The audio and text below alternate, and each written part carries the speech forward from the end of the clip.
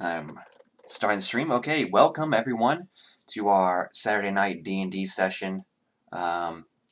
We got a guest player with us tonight, and we also have a player who will join us later. Would anyone like to do a quick recap of last week's, or 2 weeks ago session? I was there. Sure. We have a few people not in game too, so just letting you guys know.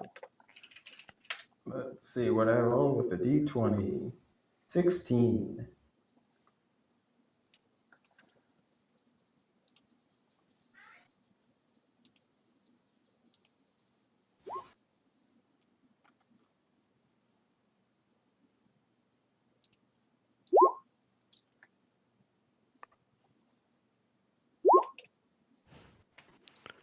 Oh. Well, Amy, would you do us the honors? Oh god, I was so fucked up on meds. I don't know how much I remember. I don't remember. If correct me if I'm wrong, but it was Freya's quest that you guys began, as it were. So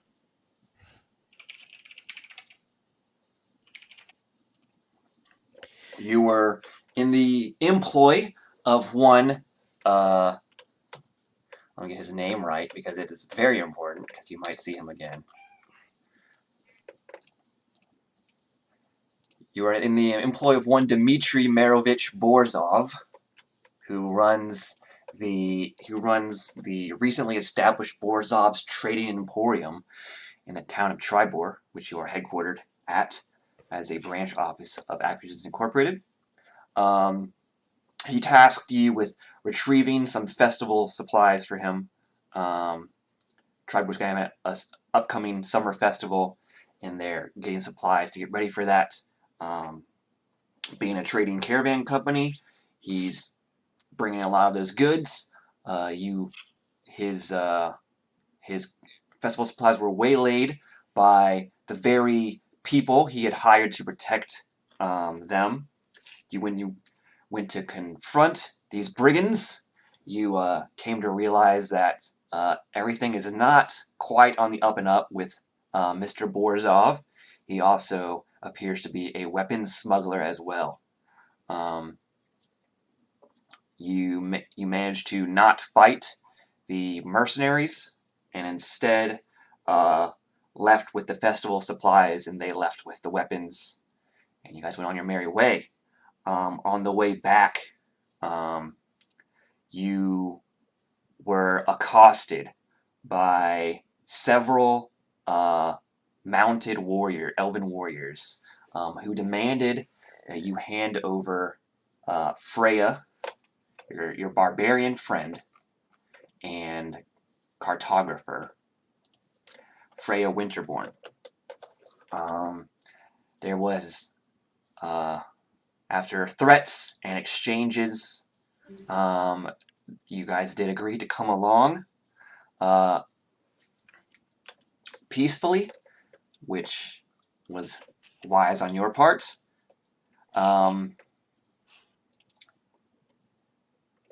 You guys then went to this sort of clearing in the nearby wood outside of Triboar, where I have this written down somewhere, I just can't find it.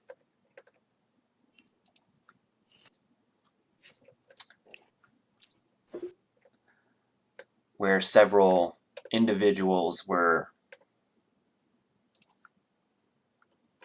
Well, actually, sorry, I'm with myself. Where this elven war party, known as the Vorhoot clan, was stationed. They essentially wanted to execute Freya, who used to belong to their tribe, due to, they called it, I believe, consorting with the enemy, was the charge levied against her.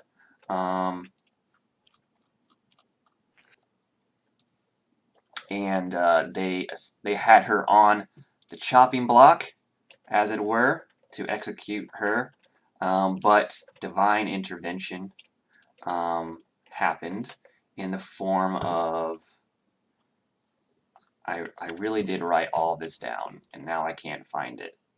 Vandria Gomadrith. That sounds right. Who is Yeah. an elven deity of the Eladrin, who does She like... marked Freya and said, "I have need of you." Superseded the, I guess, the Vorhut clan's claim and execution, right? Yes. And then put Freya into what is essentially a death pact and gave her a task of finding somebody in Waterdeep. Yes. And... Yeah. I have a couple other names written down, but I don't know who they are. Oh my god, where did I put this? Oh, here it is. That'd be why I can't find it. I put it under personal quest, lol. Okay, so yes.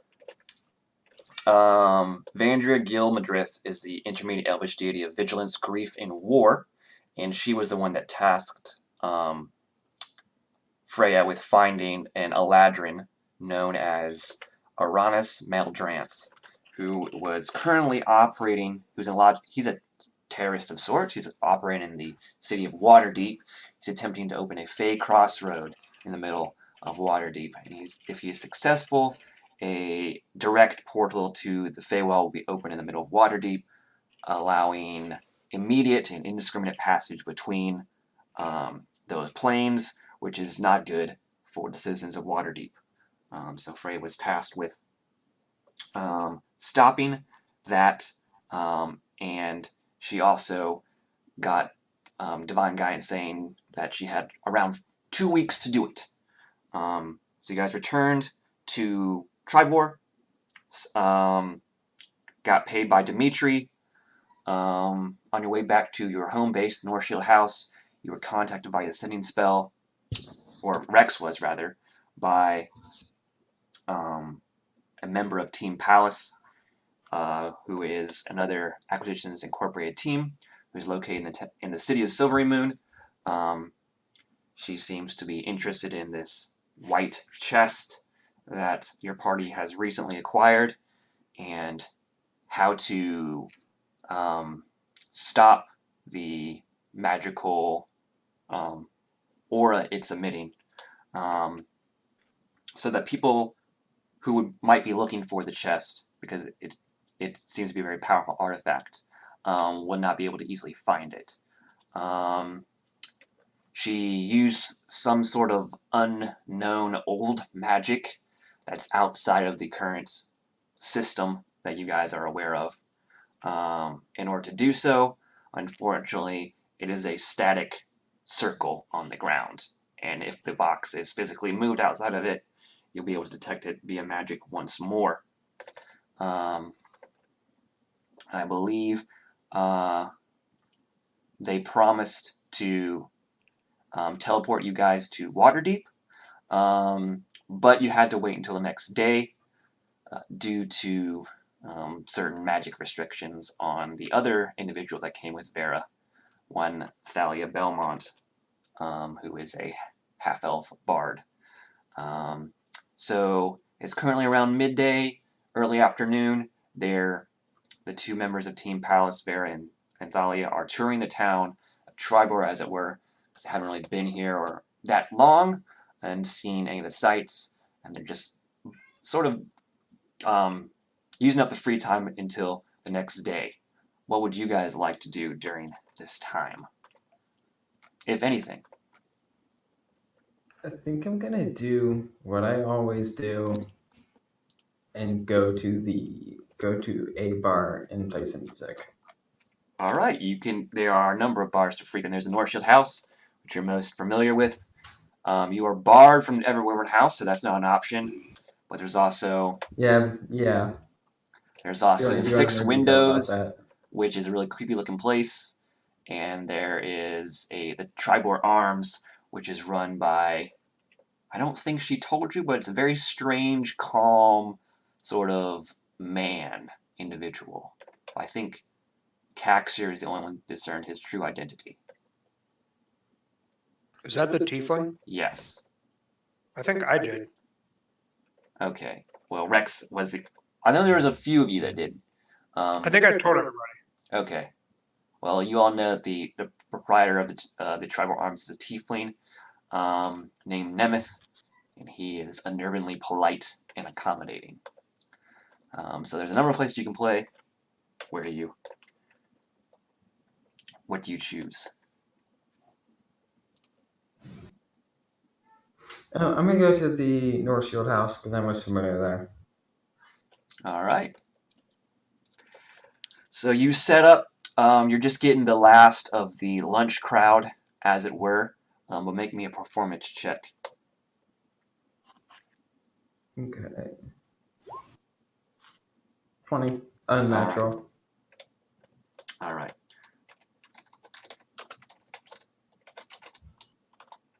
You make 22 silver pieces, good sir. Great. That brings me up to 30. Wait, how many? 22 silver. It should be in the log here. The text of chat. So I got... What do the rest of you do? Oh, I see. I want to ask around about this this fellow that I tried to go see, this old adventurer guy. I want to kind of suss out these rumors about him, maybe what he did in his past life, that sort of thing. Oh, you are referring to Bjorn Kolstag, who lives at T15 here, the Boar's Rest. Yeah, the shut-in jerk. I would refer to him as crotchety, but sure. Where do you try to learn information about said individual? What seemed to be like the more of like the places we went into, the bars and stuff, who seemed to be like the most kind of world wisdom? Make an insight check. Alrighty.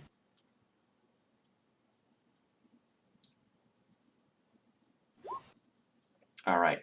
So you know just based on your times of traveling, you know sources of rumors. Are there's the places to gather rumors and hints of happenings around town are most frequently taverns. So you just know that right off the bat. Coraline, the proprietor of the North Shore House where you're staying, did mention that she was previously an adventurer. But you're not really sure how well Nemeth might know Bjorn, if at all. Alright, well, I'll try my luck there. All right. So you go to the Triboar Arms. And you see, once again, a customary spot, Zindra Winterbow, the half-elf ranger, who helped you subdue the nearby orcs, just half slumped over on the bar. Cups litter around her. But even in her drunken stupor, as you enter, she weakly raises a hand for another. And Nemeth says, in that unnervingly polite voice, "Coming right up, my dear." But he sees you walk through Cherokee, and he goes, "Oh, why, hello there. Cherokee, what can I do for you?" Yes, I was wondering about this your resident or retired adventurer friend, this man who lives up on the hill. Could you tell me maybe like what he did, what got him his success, maybe, or like what his group was famous for? Well, I don't know much, because he doesn't like to talk about it. And I heard rumors around town when he first came to town, he started throwing around a bunch of coin. So whatever he did, it earned him a lot. Obviously built that huge mansion on the hill there. Tall gate around it. As if you tried to enter, you probably saw There was talk of him slaying some sort of beast from the north. I don't know what it could have been, but the spine of the world was mentioned. I do know around those parts, mostly dragons. Do you know if he worked for the company? Or was he like freelance? I don't know. I don't right know if he was part of an adventuring group or not. I meant Acquisitions Incorporated. I don't know. I don't think he was part of your merry band of adventurers or company, whatever you want to call it. But, I mean, I would assume taking down a dragon is a difficult task that most people couldn't do by themselves. But he doesn't like to talk about it, and this is only, you know, gossip I've heard around town from certain individuals.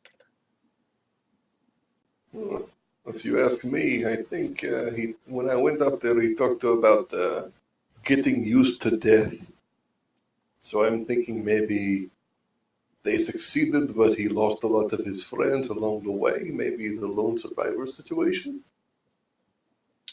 That could be the case. Survivor's guilt is a hell of a thing. I'm going to crack that egg, you mark my words. Well, more power to you. We don't really see him around town much, not even during festivals. He seems to, well, the only person he sort of allows, even in his residence, is Darathra, and she goes by there every so often. And what can you tell me about her? Oh, I thought you met her. I may have. Who is this again? Darathra is the Lord Protector of Triboar, Okay. but you were... Nemeth appears to be the only one that refers to her by her first name. Everyone else calls her Lady Sindrel or Lord Protector. Okay, that would be fine. Maybe I'll have some words with her about it. Appreciate the advice. Alright. He says, ahem. He sort of like motions towards the tip jar. But of course, alright. I'll, what the hell, I'll give him a gold.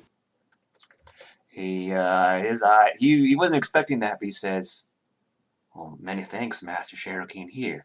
And he pulls out an ale for you. He says, it's on the house.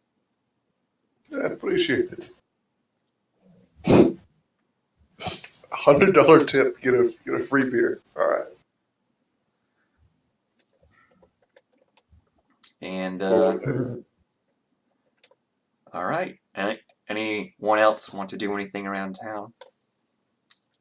I was just gonna have Rex kind of walk around with Thalia and Vera, Alright. and just kind of, chaperone them, I guess, help them find what they're looking for. Well, they appear to not have an objective in mind, just sort of sightseeing. Yeah, exactly. Like I'm not trying to lead them anywhere. I'm just tagging along. Yeah. Well, you guys did say not to go to the Everwyvern house, so of course that's the first place they do go. It's fine. I'm not banned there, am I? Yeah. No, you're not. And they're unlike the ragtag sort of individuals that approached last time. That was Freya with you, who had not bathed in who knows how long, and others who were sort of stopped by the doorman. When he sees this tall high elf in like gleaming armor, he doesn't really say anything, and she just walks by him as he opens the door for her and Thalia. He gives you a questioning look, but you appear to be with them, so he lets it slide. I don't even pay him any attention. And so they are looking around, and they're saying, well, I didn't expect this level of, this is what Varys thinks, I didn't expect this level of opulence in a town the size of Triboar, but I suppose it has its charms. And as she finishes that, a certain individual named Draven Milivir slides up to her, slithers up next to her, and says, "Indeed, we spared no expense with the decor and the furnishings and the food, all so we can cater to Triboar's finest. And in fact, any citizens from Waterdeep that are on the long road, or citizens from Silvery Moon that are along the Evermore Way. We spared no expense. Can I interest you in our lunch menu, Miss?" And she says, "Vera Altreus." And she says, "I would like that very much, thank you." And so, it's like a late lunch, but she is seated along with Thalia and you, Rex. And courses are brought out, and you eat them. Rex, it is very. What is your background, Rex? Cloistered scholar. Okay, it's probably the best food you've ever eaten. Okay.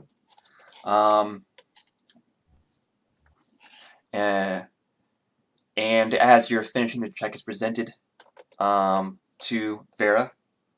Make a perception check, Rex.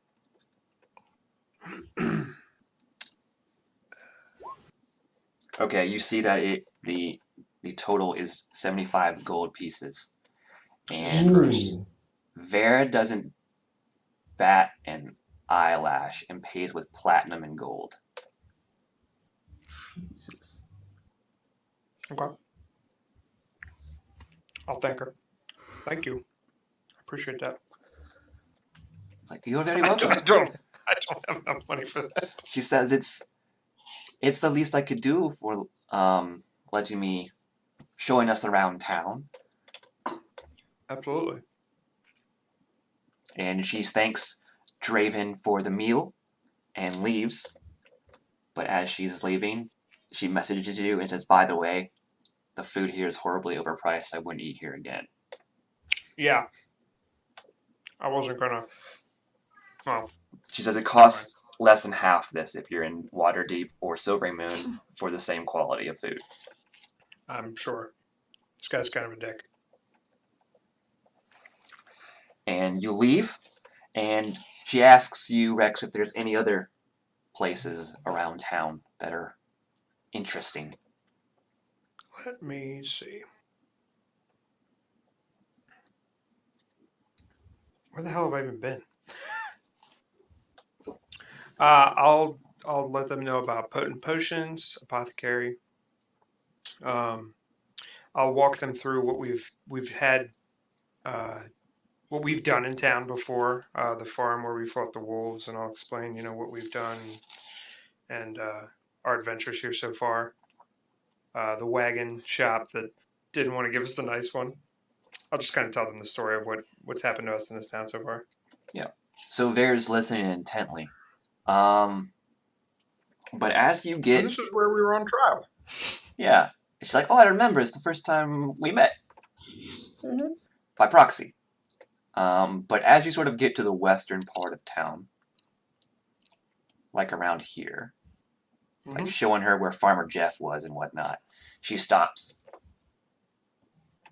And she's like looking past the farms into the forest. Into the forest where you first found her. And she says, "That place the forest feels different than when I was last there." What do you mean different? She says, it's hard. She says it's... Imagine a dark forest. Like, she says foreboding, ominous. Okay. Is that what it feels like now? Yes, it didn't feel like that before. Oh, so it's changed for the worse.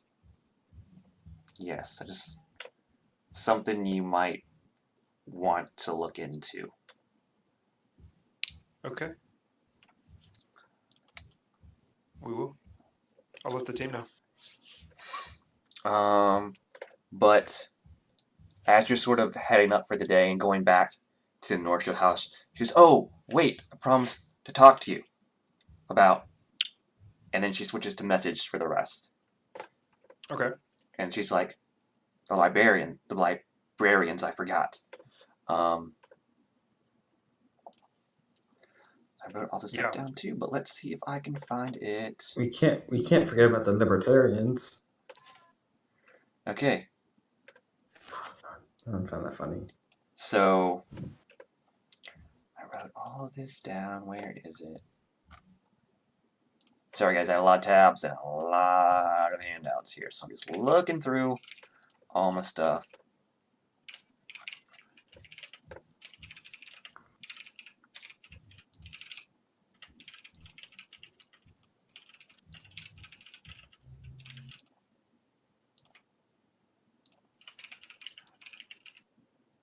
Okay, nope, that's not it.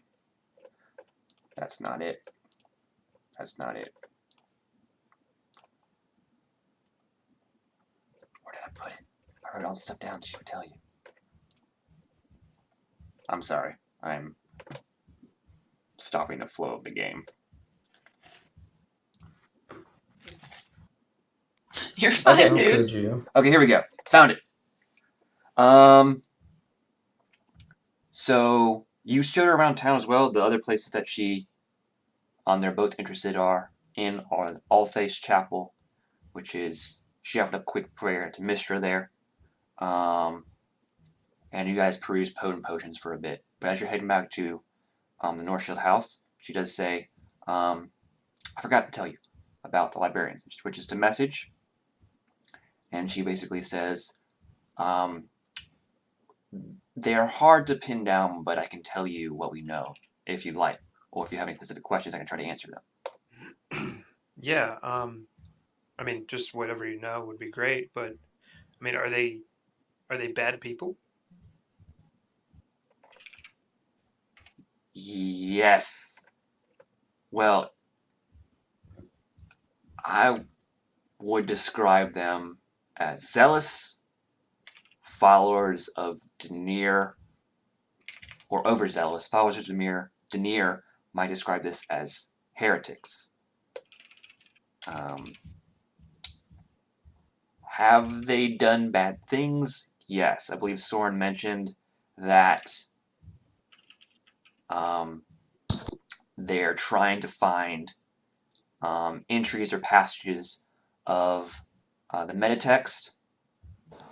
They think all other books or books that don't contain passages of metatext are essentially worthless, just chaff that should be burned.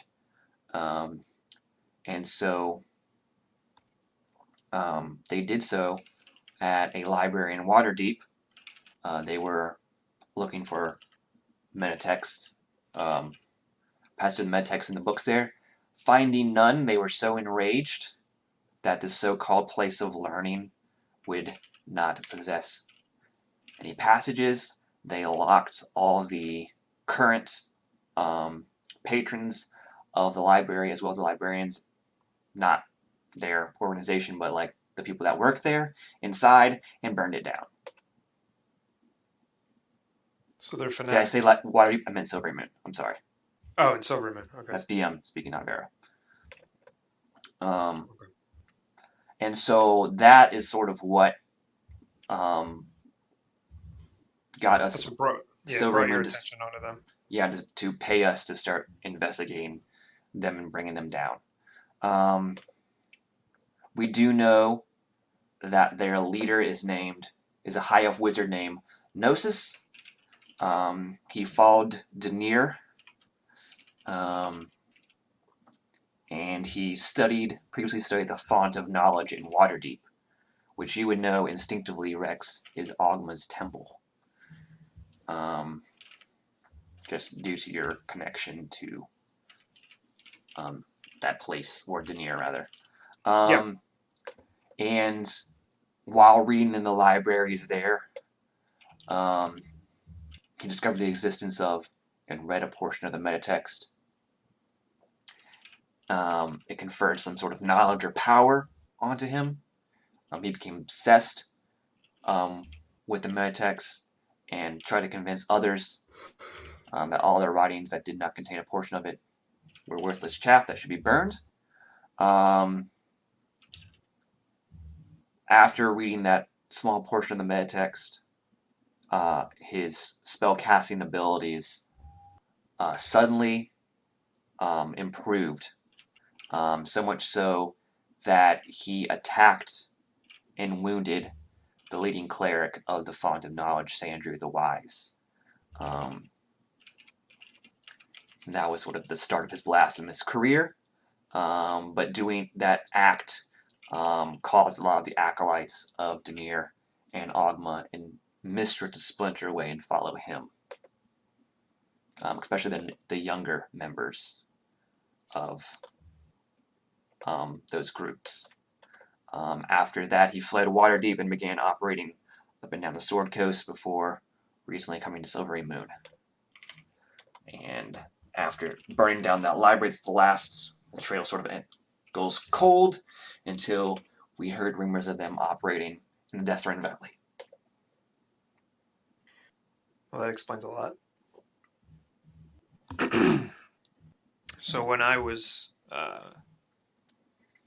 studying there, they did not appreciate me looking into the metatext or Denir's involvement with, the domains of magic. I'm essentially on a leave of absence from them.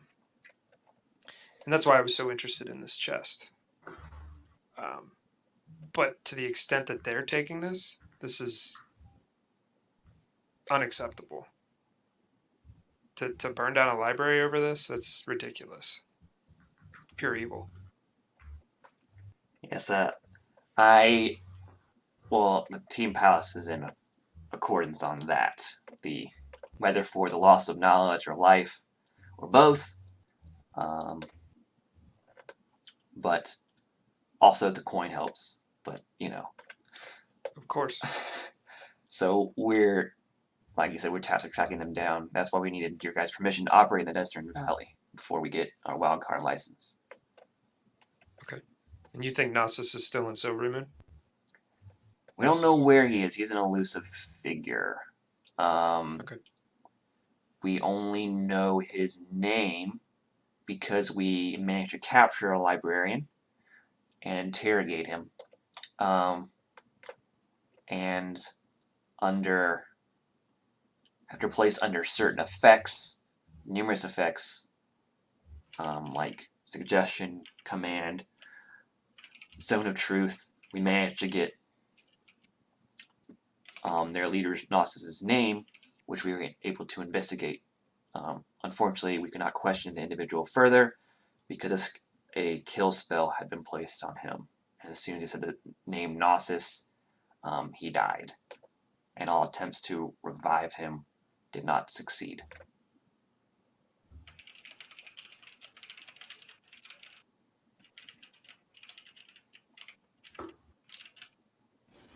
Okay. What do you have any idea what they might have been transferring in this chest? I mean, obviously you don't know what's in it, but I mean, where would these people have come from that the orcs captured? I'm talking specifically about the chest. So you showed her the journal, right? Yeah. Okay. She said, well, the librarians usually wear gray robes, and the journal written by the orc specifically mentioned a white-robed individual, which from what I know is a cleric or a wizard devoted to Mistra wears white. Okay.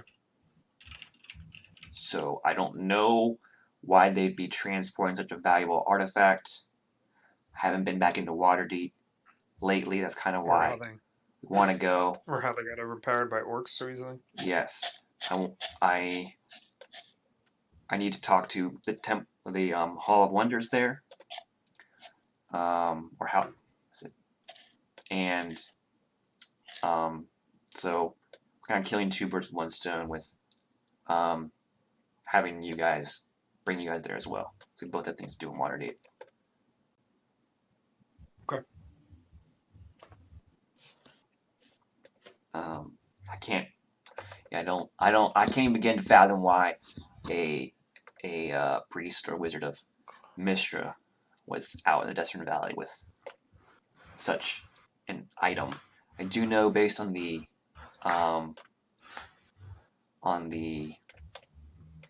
murals on the chest that it's depicting. It's the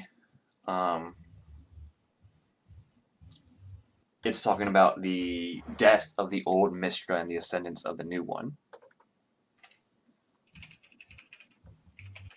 But I don't know what's inside. I didn't even know such an item existed until recently. Okay. And we're just walking back to Everwyvern House, right? Yeah. Or not. I'm sorry, North Shoot House.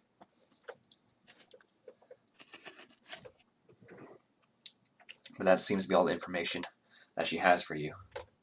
Okay. All right. Anyone else got anything? We never actually went in the temple, did we? The temple here in Triboar? Yeah. No.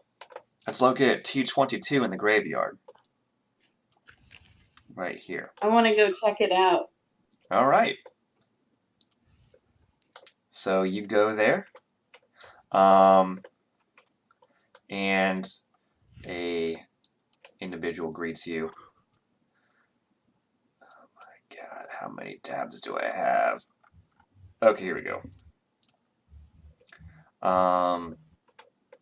It's a middle-aged / older gentleman wearing long robes, and he says, welcome. It's rare that we receive so many visitors in the same day, but the All-Faith Chapel is always open to those who need it. And he says, wait, I recognize you. You are part of that group, Acquisitions Incorporated, that recently came to town, are you not?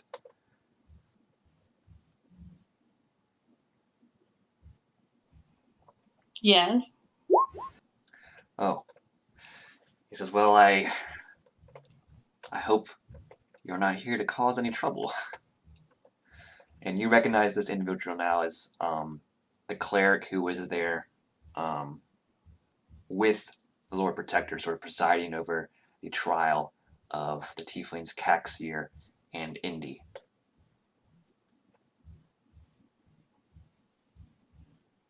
No, nothing like that. I have an odd question for you. Can I see your pillars? Right. Oh, it's getting sexual, huh? He says, well, this is a small chapel. We don't really have any pillars here. Maybe if you were in a larger temple in one of the larger cities, you might find pillars. Do you have any good sunspots? He says, oh, sunspots. I can only conjecture. Maybe as a cleric of Helm, rather than Lathander, I can only conjecture where the best spots the sun's rays reach. But I would generally say the area, the hills around the Boar's Rest, that huge mansion in the northern part of town, or the area around Uldenath's Arms. Those are both on a hill of sorts, and able to catch the rays more easily.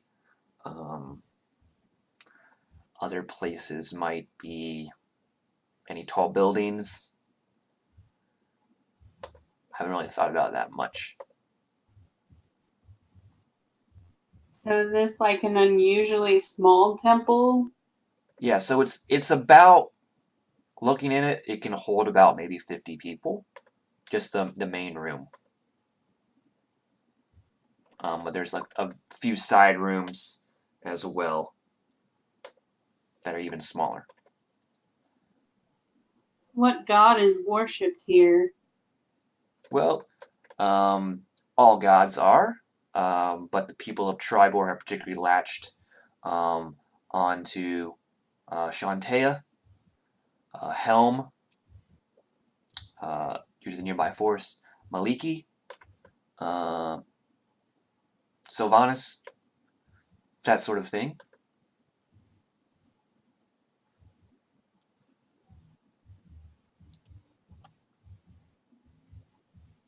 So there's like no open plan in here where the sun is coming. No, it's a very small, humble-looking chapel. It's barely larger than a shack. Like it's like a very it's difficult to describe. It's not like, if you've been to any major city on the Sword Coast, it's very small in comparison.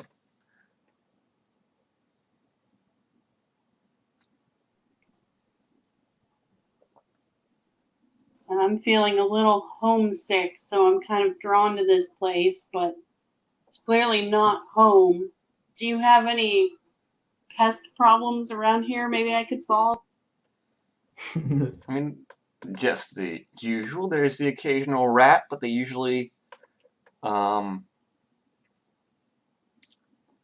tend to frequent the fields instead. We haven't had an undead in who knows how long, but I usually deal with those if they manage to pop up. Other than that, no, not really. So what do you do here? Well, I attend to the spiritual needs of the townsfolk. If anyone needs any spiritual guidance, I help them pray.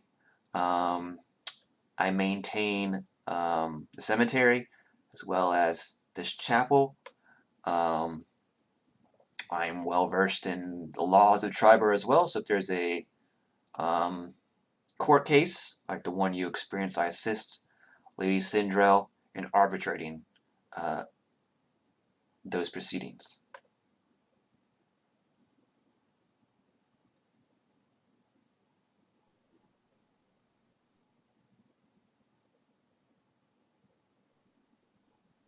So you don't tend to very much then. Do you have a garden around here? Well, I do keep a small garden nearby. I feel like growing your own vegetables allows, well, it just tastes better, in my opinion. So you were fortunate then not to have pests just decimate it. Oh no, prayers to Shantea, even though I am a cleric of Helm, seem to have kept them away. As well as a little bit of magic here and there. Doesn't help. Or doesn't hurt, sorry.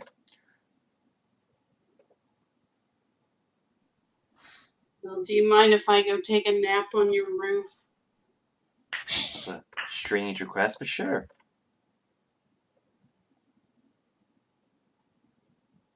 It won't. Well, the sun's at its peak right now, so you should be able to catch some rays here.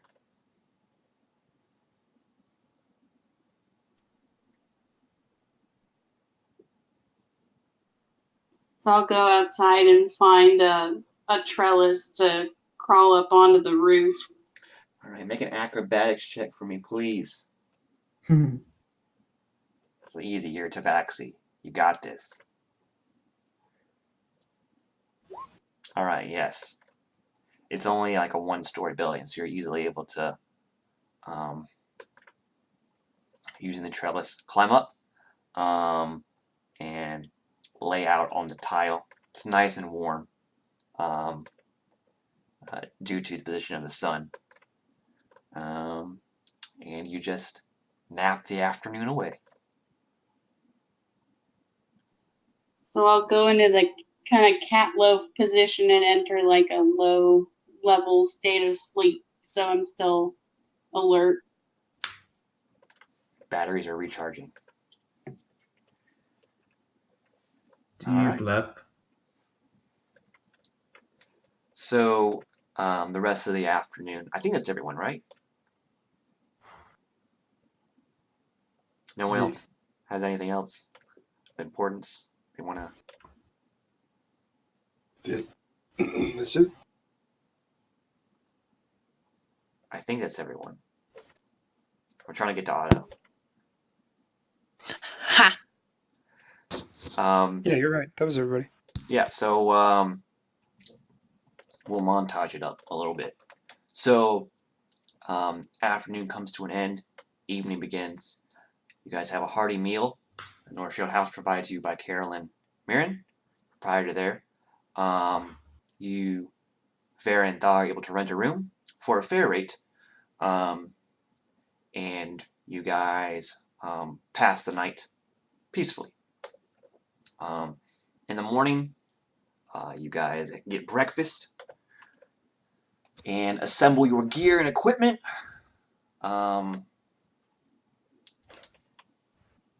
Vera and Thalia ask you if you're prepared to travel to Waterdeep now.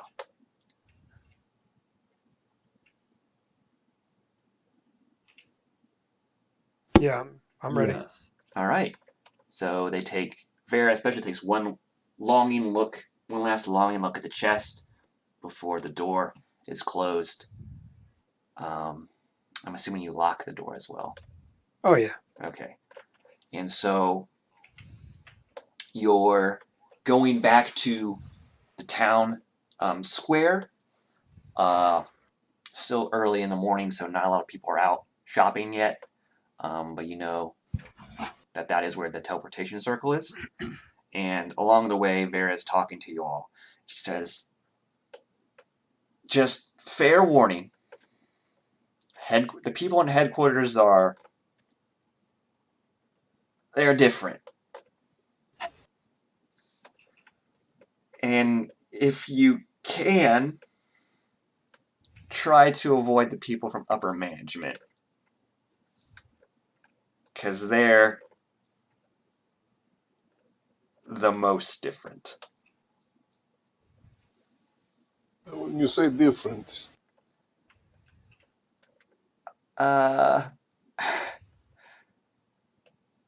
And then she's at a loss for words, but Thalia speaks in a whisper, and she says, she means crazy. okay.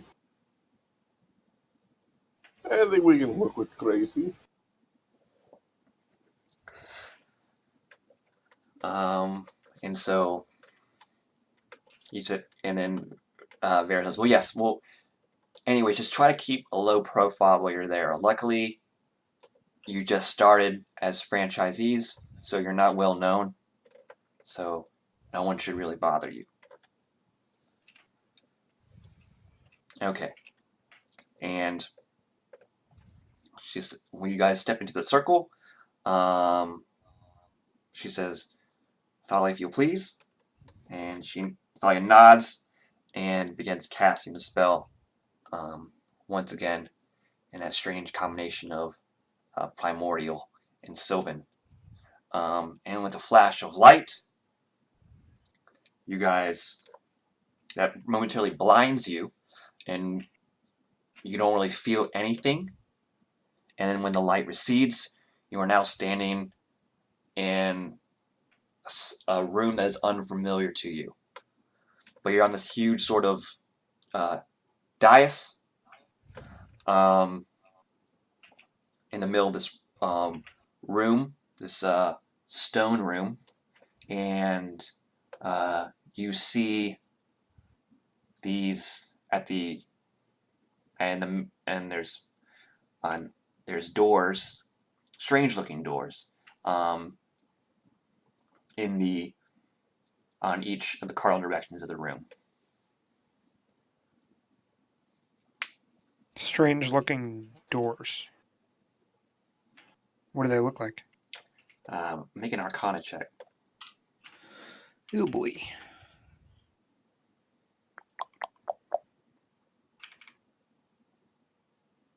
All right. So, just looking at the doors, you notice instantly something is off. And getting closer to you inspect it, you realize that it's a door, but not a door. And reaching out to touch it, your hand actually goes through it. Okay. Are Thalia and Vera with us? Yes. And there's not that one. We want to go to this one. And she points in the opposite direction. Okay. And she just steps through the door in quotation marks, and it shimmers a bit, and then she's gone. And Thalia, with a motioning gesture, towards your group, follows her. I have to go in through. Okay, I guess we follow. All right. So you step through this door, and you are now in a different room. And unlike the previous room, there's a lot more people here. This room is also a lot bigger as well. You see a sort of counter situated at the opposite end from where you enter. There are some, looks like receptionists or attendants behind it. They are wearing what looks like uniforms. They have all the same dress. They have an Acquisitions Incorporated pin on it as well. There's some tables and chairs set up around here. At these tables and chairs, you see numerous people of all races and types. You see people in scale mail and wielding great two-handed weapons. You see individuals in robes reading from books or rooting around in their packs for strange items. You see individuals playing cards. At one table, it appears this might be a sort of hall or a gathering hall for members of Acquisitions Inc. that have to stop by the Waterdeep headquarters.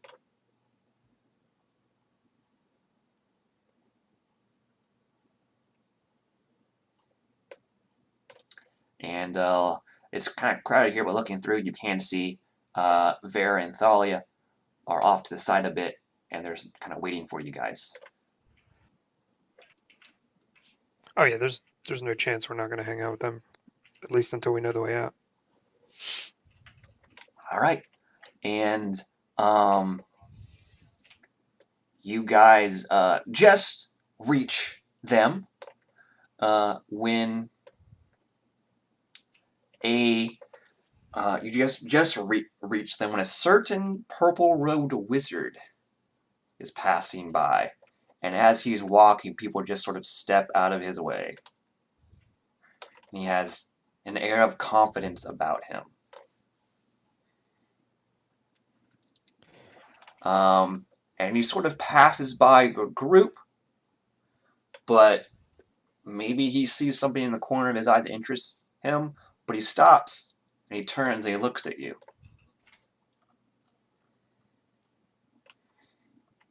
Particularly the women of your group.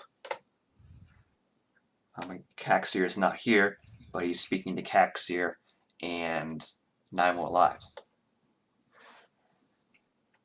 And he says, "Well, hello there, lovely ladies. The name's Jim Darkmagic, wizard extraordinaire and founding member of Acquisitions Incorporated. I don't recognize you. Are you new to Waterdeep? What do you say we get out here and head out on the town? I can show you the must-see sights of the City of Splendors, one of which just so happens to be my room."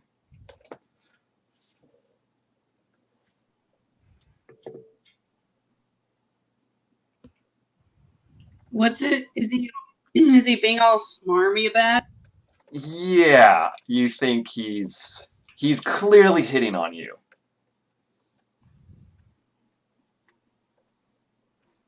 Would I notice that, being from a different race that's not overtly sexual like that? Make an insight check.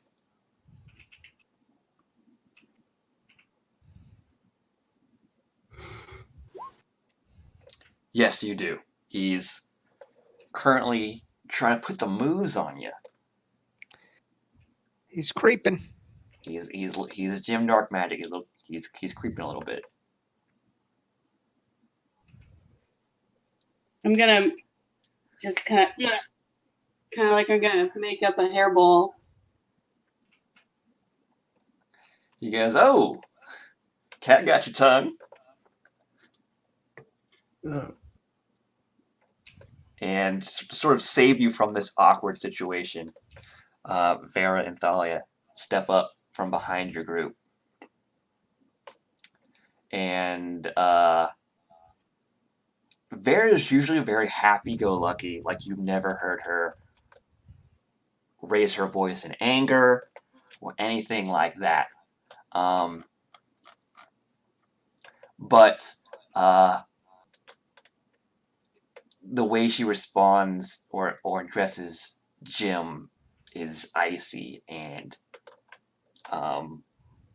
to a lesser man might deal 1d8 psychic damage. But she just says, "Hello, Jim." And Thalia doesn't say anything, but you see that she has her sword Kirlani in her hand, and she has like both of her hands, and she has slightly unsheathed it.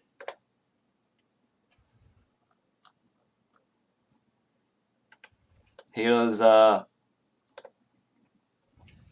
"Oh, Vera and Thalia, I didn't see you there behind your lovely friends. Do you happen to know these individuals?" And Vera says, "Yes, and I appreciate it if you didn't hit on them." And then Jim says, "Well, of course, I just couldn't help myself seeing such lovely ladies that I'm unfamiliar with. But if they're friends of yours, I will manage to restrain myself." And he was doing so well, too. And then Vera just shakes her head in disgust and says, "Thalia, we're leaving." And she nods, and they just turn and walk away. As they're doing, she says to Rex, through message, she says, "Like I said before, we have our own business in Waterdeep. We'll contact you when you're done. Well, when we're done, and we can transfer you back to Triboar." Okay. Which way is the exit? They appear to be heading towards it. Okay.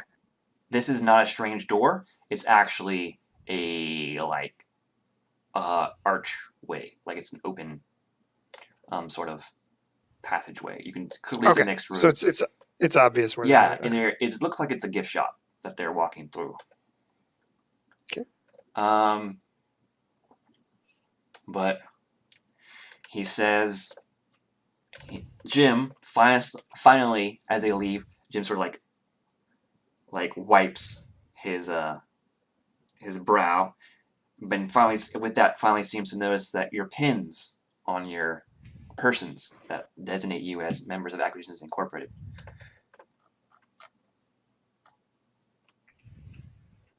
He says, "Oh, you must be new members of the company." That's correct. He said, "Well, this is perfect. This is perfect. I have just the thing to welcome you guys to Waterdeep, and it's also something that can get you in good with a founding member of Acquisitions Incorporated. A quest, if you will, to acquire something." Okay. He's like, "Let's talk over here," and he is motioning you guys to a corner, and it's a table that is occupied, but everyone sort of gets up and leaves as Jim is Jim walks towards it. They just sort of scatter, and he sits down, begins talking to you, and says, "I got a problem that I think you guys can help me solve. Recently, this is what. Recently, I lost my brand new magical recording device that I crafted in order to replace the old one I had, a mechanical bird that mysteriously vanished one day. I refer to this new device as the M-phone, short for magical phone. What is a phone? It's just a name I came up with. Just sounds cool. Anyway, I just so happen to be, taking care of my morning business, as you do, and happen to drop the old M-phone down with the rest of it. And we sort of have automatic flushers here, so it's in the sewers. And a founding member of Acquisitions Incorporated traipsing around the sewers of Waterdeep, that just won't do. That's more suited to, well, individuals such as yourselves.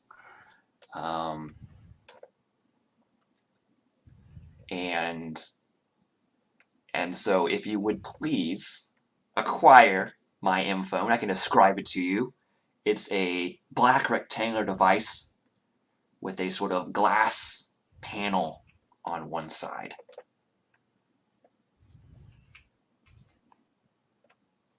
And if you do manage to retrieve this device for me, I have, well, besides earning the approval of upper management and being able to exemplify the virtues of Acquisitions Incorporated, namely someone hiring you, me, and you acquiring something, my M-phone, I would also award you 3 magic rings from my collection that I have no need of anymore. Truly a quest for the ages. Maybe it is something certainly worth considering, but what else might be on the table? Maybe something not quite as important, but still worth doing. No, I think that's pretty much all we got right now.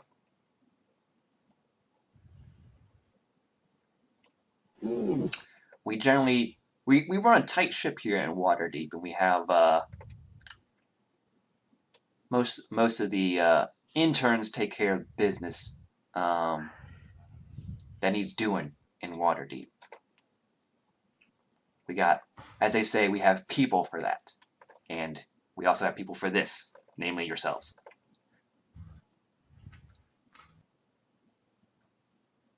it might be counting your chickens before they hatch. I believe it's the saying.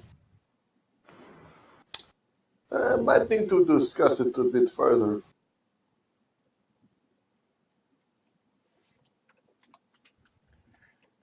With your party or with Jim? Sorry. With the party. Okay, yeah, go ahead. Yep. Well, don't take long. I'll be rustling up some help for you.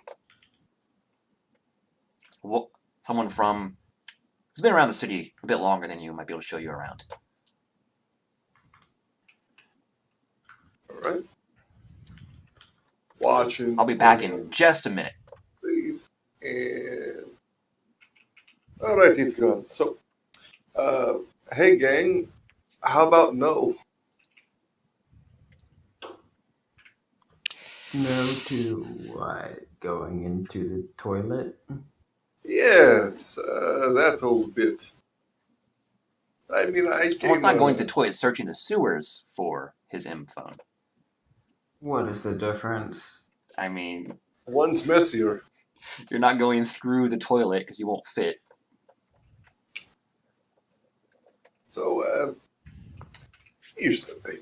I came over here to experience this, far exotic lands and see how the other places live their lives and what. But this is not why I came here. This is not. I mean, everything about this is screaming no. My ancestor, partial god friend is also screaming, "What are you doing? What are you doing? This is not your destiny." Or it is bad all around. I just to appease this sort of large child man. Would you say that doing this would make your ancestors roll in their grave?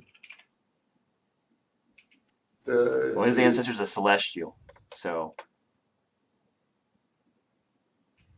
Their sky coffin?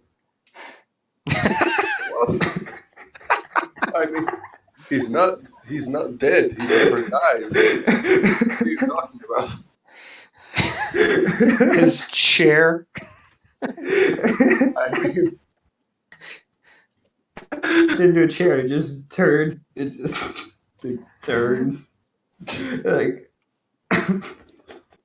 like a clock. all right. Maybe I'm not familiar with the expressions here, but I don't get it. All right. Well, I get it. I'm not really that interested in helping him, but he is a founding member. And of particular interest to you, Rex, he did say he'll gift you 3 magic rings. Who knows what that means, though? You could ask him when he comes back. Oh, we will.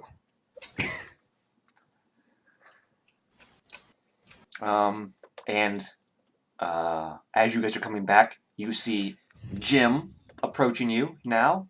Once again, people are partying in front of him like the Red Sea. Behind Jim, sort of towering over him is a very large human male. And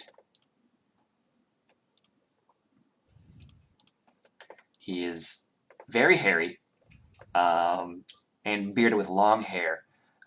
Not wearing much on the upper torso, mainly some pants and some sturdy boots, as well as gloves. Strapped to his back is a very large great axe. But this individual is all smiles.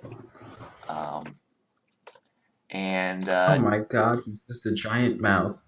And Jim comes back to you guys. That's the individual you see. Jim comes back to you guys and says, "Well, what do you guys say?" "Yes, of course. I knew you would." Hey Jim, you seem to be a fellow of it looks you may have learned a few spells. So, do you know this one the one that is focusing on locating objects? He says, most of my spells are the... Well, I'm a showman, first and foremost. Most of my spells are for appeasing a crowd, though I do know a number of spells that can also melt a man's flesh right down to the bone. Less of the useful ones, okay. Do you know anybody who might? There might be some shops around here that sell those things.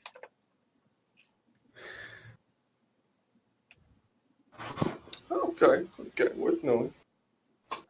Here, this, as a matter of fact,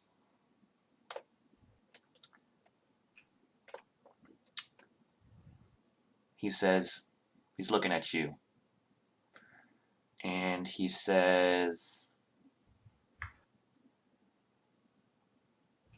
I can put in a good word for you with someone. I'll be able to get you a spell scroll, that spell scroll you're asking for. And who would I be talking to? An associate of mine. I mean, we're going to need the name, or at the very least, the name of the store or establishment. He says, well, it's a little ways from here, but his name is, well, his name's, I can't remember his name. I just call him Theo. Anyway, old Theo runs a magic shop that is, well, you exit headquarters, you take a left, and then you go down to the next intersection and take a right, and then it's there. You'll see it. It's like, it's on the corner, and it's got like a glass sort of situation in the front, so you can see into the shop, and there's a bunch of like magic-y stuff in there. Mm-hmm. All right. I occasionally stop by and sell some spell scrolls. Make a little extra on the side.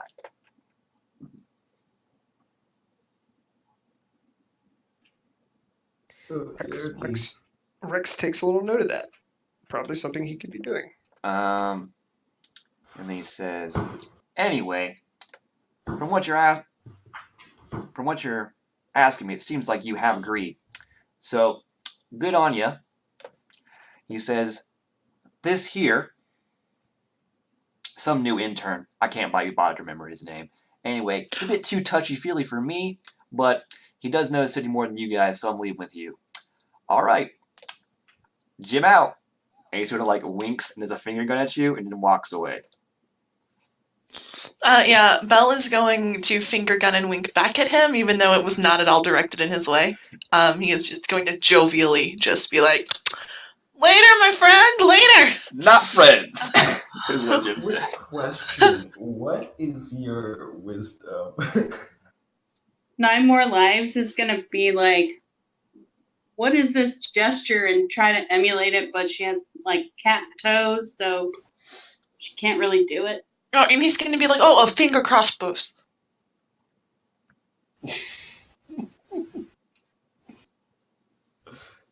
Well, friend. You know, pew pew.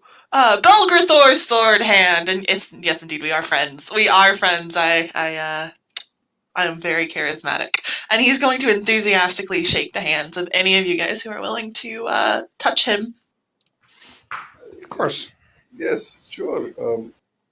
So, what sort of horrible god did you like cross to be struck with such a fate?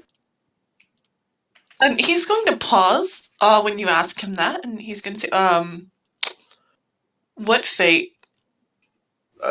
This close acquaintance with this fellow, this person. Oh, Jim? Yes. Oh, yeah, he's an ass. You noticed. Oh, yeah, I have eyes. And he'll just say that very cheerfully. I have eyes too. Hey, look, we've already got things in common. You guys ready to go? Yes, I think it might be worth checking out this store for that scroll. He'll make a face at you. I don't know how to say your character's name. Sharuhi. He'll make a face at you like magic, lazy. But yeah, come on, let's go. I'll show you. I mean, Rex, that would be pretty good for you if you get the new spell out. Yeah, we would need to not use it, but Well, I mean, maybe we can get 2. sure. Well, let's go and follow those directions he gave. Sure. And Belle is gonna whirl and just march the hell out of there. He's heading right for the shop, assuming that those are actual correct directions. Yes, they are. So you guys do exit through the gift shop, as it were. You see the companies following the motto, always be branding. You see a variety of goods on sale. The standard Explorers pack, but branded with Acquisitions Inc. There are potion holders also like that. Leather wand holsters. Other component pouches also branded with Acquisitions Inc. Ropes. Anything an aspiring adventurer could need for like miscellaneous items. They don't have any weapons or actually quote useful end quote things here like swords or spell scrolls or what have you, but they do have paper that has the Acquisitions Inc. logo on it, some vellum. They also have basically everything here that you can think of, like knickknacks, other miscellaneous adventuring supplies, except branded with the Acquisitions Inc. logo. And it looks like they're charging maybe 1.5 times the price for that branding. I just want to point out that Belle is enthusiastically greeting like half of the people that you guys pass like on the way. Like it's probably a toss up as to whether or not they like recognize him at all. Yeah, you and do. he's Go ahead. he's Sorry. definitely getting a lot of names wrong too, but he's very earnest. And yes, you do get a lot of strange looks, but some do appear to be happy for the embrace. And true to Jim's directions, they weren't that difficult. But you do come upon this shop outside. It just appears to be a normal magic shop, one you would find throughout the city of Waterdeep. There are quite a few of them. Inside, you see a rather it's a bit little less than middle age. You'd estimate it's a human, and he's about maybe early 30s, late 20s. But he appears to be behind the counter, working on something. Go ahead and give my friend Indy a little guidance.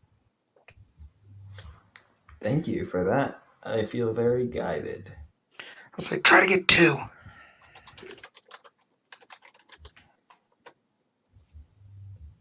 What am I doing? We're trying to get that scroll and make sure to throw on the name about what we're trying to do. And Charisma? So charisma check? Sorry. I'm just completely blanked for like a solid 10 minutes. Ask him about the scrolls. Go. Okay. So, do you know who we are? So, the man looks up as you guys all enter, and when you say, "Do you know?" he starts off with a welcome, and then when you sort of interrupt him and say, "Do you know who we are?" he stops, and his face like pales. He goes, "By the gods, Mr. Darkmagic didn't send you, did he? Tell him I'll get the money." If you give us the money now, we'll let it slide. Of course.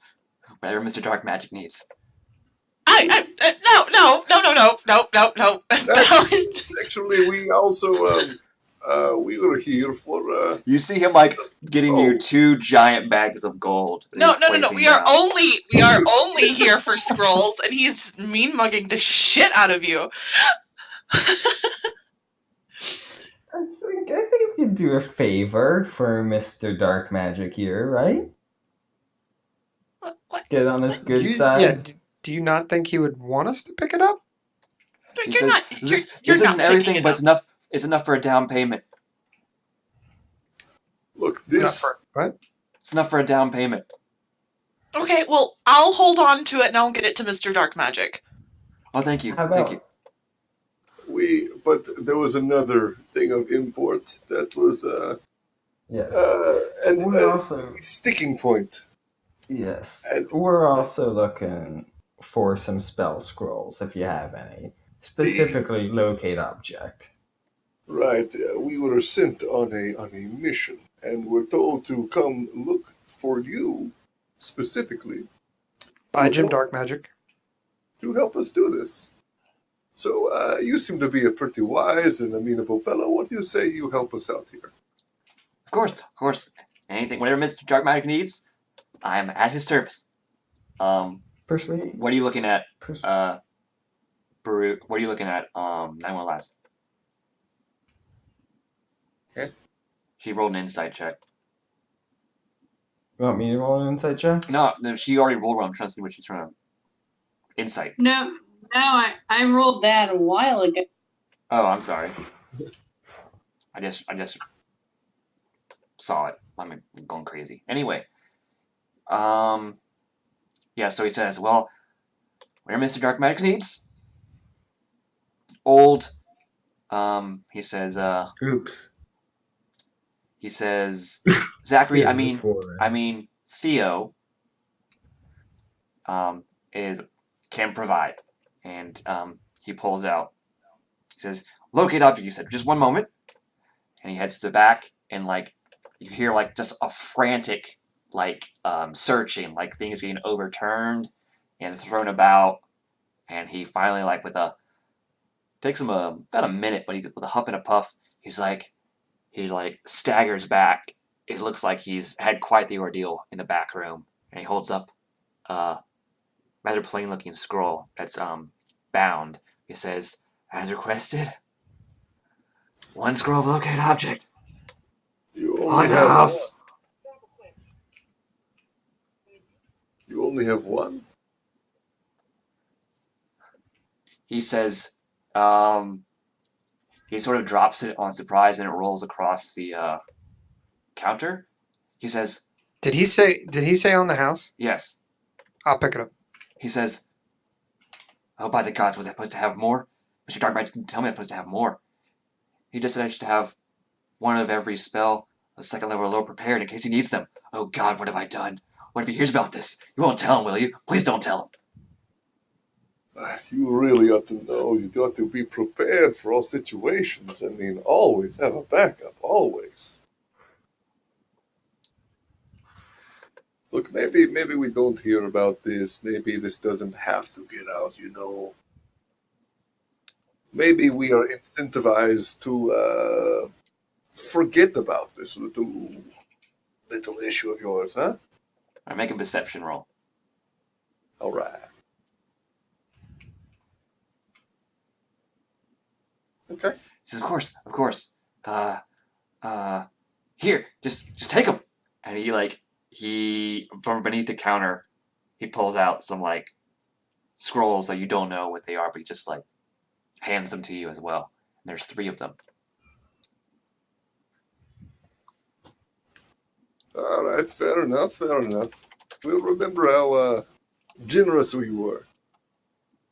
Yes, be sure to tell Mr. Darkmagic that I helped, and I was great help, and did everything he wanted, and I will get him the money.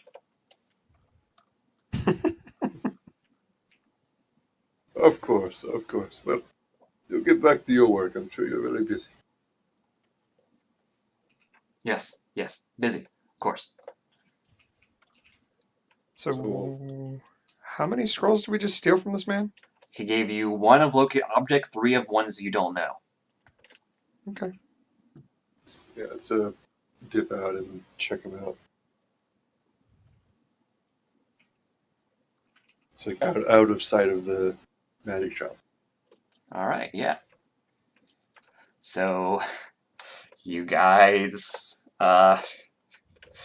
managed to do that rather well due to the terrified nature of Zachary. I'm sorry, Theo. And you round the corner and you can begin to inspect these scrolls if you want.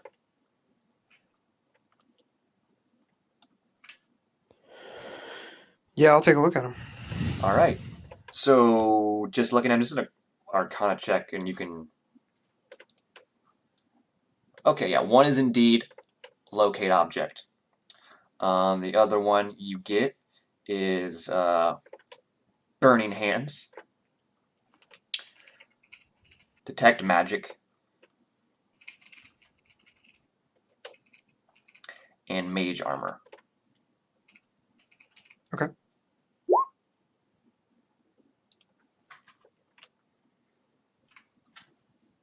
It looks like we only have just the one use of this one.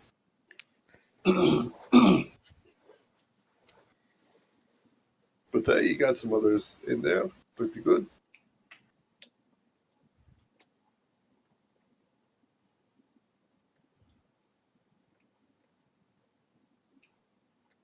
So shall we go ahead and use this locate object?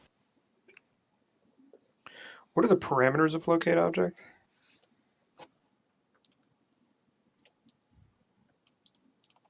I'm looking it up.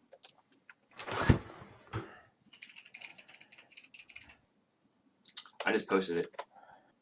Oh, thank you. It's 1,000 feet. And it lasts for 10 minutes. 10 minutes concentration.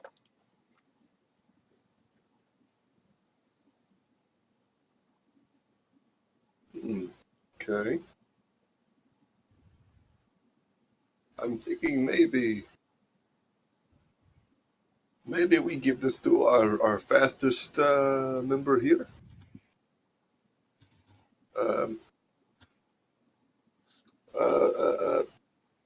So 9 lives, 9 more lives.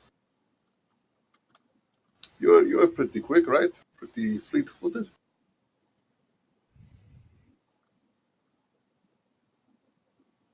Hello? I'm pretty quick.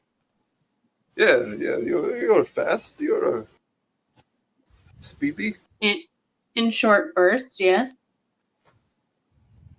Well, I was thinking, it might be good if you were the one to read the spell, and then, it has to be within 1,000 feet, this thing, in order for it to work. So we spend the 10 minutes just sort of running around, and then see if we can get like a sort of a ping on where this thing is.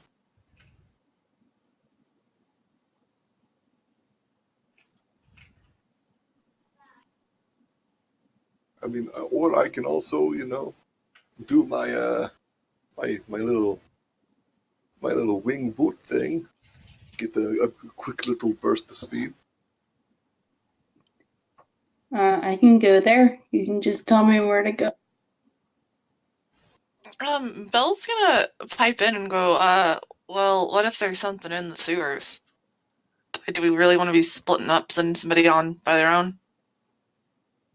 No, I was thinking we do this like above ground, and then let the person sort of run around above ground, and then once they get that ping, then they get everybody over to where they are, and then we can all go in together. But this is just to sort of understand where it is because I really don't want to go into the sewers and then not know where we're going. Yeah, Makes sense.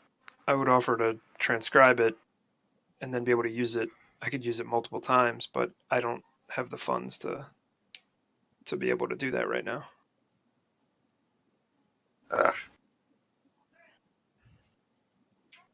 Well, Okay. Actually, that wouldn't work. This is out of character. That wouldn't work. I'd have to prepare it anyway. Never mind. So, let's see how I ask this in character. Say, in say like a given, I don't know, 6-second period, how far in feet can you go? 9 more lives.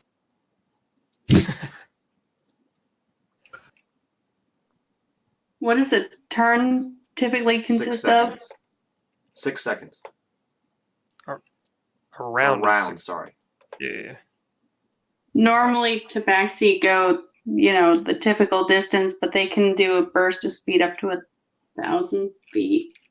I think Wait, it's what? double. I think it's double their movement speed. They have to stop next round. Well, Oh, so it shakes out in the end to be like kind of even, right? Wouldn't it? Yeah. If you So can. when you move on your turn in combat, you can double your speed until the end of the turn. Once you use this trait, you can't use it again until you move 0 feet on one of your turns. So she like dashes, stops, dashes, stops, dashes, stops.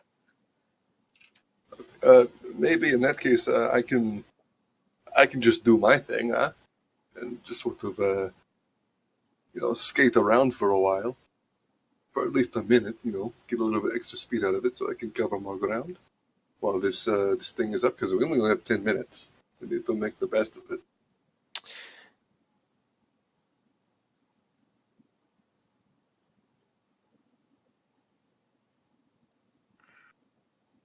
I can only control venting for 100 feet, right? Yes, you can send him out further than that, but you can't. You can't make him disappear. You can't see through his eyes. You can't do anything like that. I was So trying to think of a scenario where I could have it like casted through him, flying around the freaking city. do we know what toilet he used? I mean, we should probably just start in that area, generally. From the Bell, you would know that Jim Darkmagic has a. He has his own residence that's outside of Waterdeep, but while he's in Waterdeep, he stays at Acquisitions Inc. headquarters. Okay. Well, then I'm going to suggest that we start there. If we cast a spell and go walking around, just because. I mean, it's if it flushed there. I mean, we don't know how far it's gone, but We should also find out where the water is flowing, and go downstream. So I guess maybe we find the manhole cover or something like that. Can we look around for one? sure. Nate, would I know where to find? Yeah, you would definitely know where manhole covers are around. Okay. Well, I'm gonna lead the party back towards Acquisition Inc. because I want to start there, and I'm gonna pop open a manhole cover and just look at everything. Well, I'm gonna go check it out. You guys can do the magic thing up here. I don't really care. And I'm gonna just drop down into the sewer, probably pulling out a torch the moment I get down there because I'm a human. Just real quick here. Let me get this for you, and I'll just prestidigitation, like some peppermint oil underneath your nose. Oh yeah, I appreciate it. Much appreciated. Yeah, so you do, rather than use the nearby ladder, you just jump down the manhole cover, the one closest to you, and there is a squelch. Yeah, there's a splash and a squelch. You splash you guys first, are gonna then hear, squelch, and your feet. You guys are gonna hear it. Bell go. Gross. And your feet sink a little bit in some sort of sludge that you're not sure you want to figure out what exactly it's comprised of. I didn't mean to click that. I'm sorry.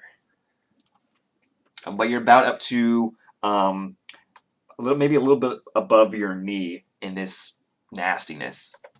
Oh, Cool. Is there like a side area, There like is a a side walkway? area. Cool. Well, I'm just gonna kind of squelch my way over to that. All right. If you had used the ladder, you would have Yeah. been on it, but you jumped down instead. So. Yeah. So But, so you climb up there, and you are drier than you were previously. Good to know. Is the sludge flowing in any direction? It is. Cool. It's slowly floating. So you jump down. It's slowly flowing to your right. Like if you jump down and the ladder's to your back, flowing to your right. Great. Well, I'm gonna let them know. Well, the sludge is moving. okay. Which way? That way. Can you look down? I can point. Yeah, I'm looking And down. yeah, and I'll point the direction. Kind of illuminate myself with the torch. Did he tell us when he lost it? I'm sorry, I just don't remember. Jim said during his morning business. Okay. Okay. All right. No, yeah, we know where to work from. Why don't you get back up here? Hold up. Hold on. And I'm gonna pull like something, probably like a pamphlet or something from Acquisition Sync out of my pocket. I'm gonna toss it into the sludge, and I'm gonna see like how viscous it is. Like, does it So, sink? Does it there's float? I'm just remembering. There's a bottom layer of sludge that is like essentially like is slowly moving. When the top layer is kind of like water, and that's moving more quickly. Okay. There are some pieces floating in the water, but your paper does float down at a fairly rapid pace as compared to the sludge underneath. That's sort of taking its time. Okay. Well, he's gonna look back up and go, well, what if it forks or something? If you guys want to use a spell, it's fine, but I think it's gonna be a lot faster if we just follow the sewer. I'm okay. I just don't. Here's the thing. I don't want to be like split up. You know. Yeah. And he's gonna head back to the ladder and climb back up. I'm not suggesting we split up. I think if this doesn't work, we should just go to the sewer and just try to follow it that way. I gotcha. He'll climb back up. He's moist now. I'll prestidigitation that So away. it smells really bad. Yeah, I'm cleaning with the spell. Much appreciated. Getting rid of that. All right, no problem. Okay, so here's what I'm thinking. I do the reading. I activate my thing. I start skating around, and I start, going through these kind of. I'll try to cover as much ground as I can. Maybe take a fork here or there, and like circle back. I could really just kind of try and make as much use of the 10 minutes to cover as much ground as I can. All right. Above. Roll a d20, sir. Is this a skill check? Just a straight d20. Okay.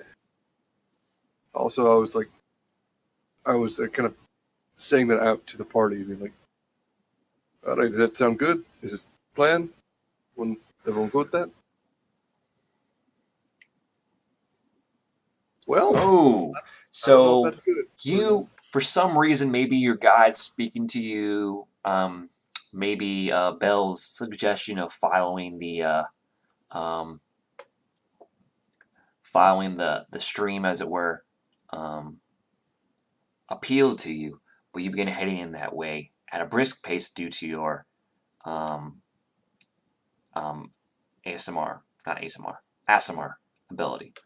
And Yes, I'm the ASMR race. and you get a bit further down, and you begin to towards the end of your 10 minutes, and you get the ping.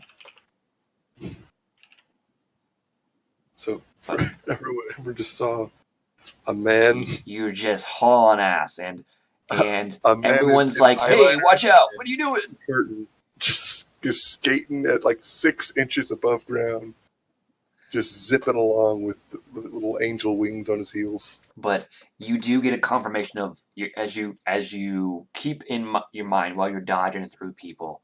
I want you to roll also let's do an acrobatics check.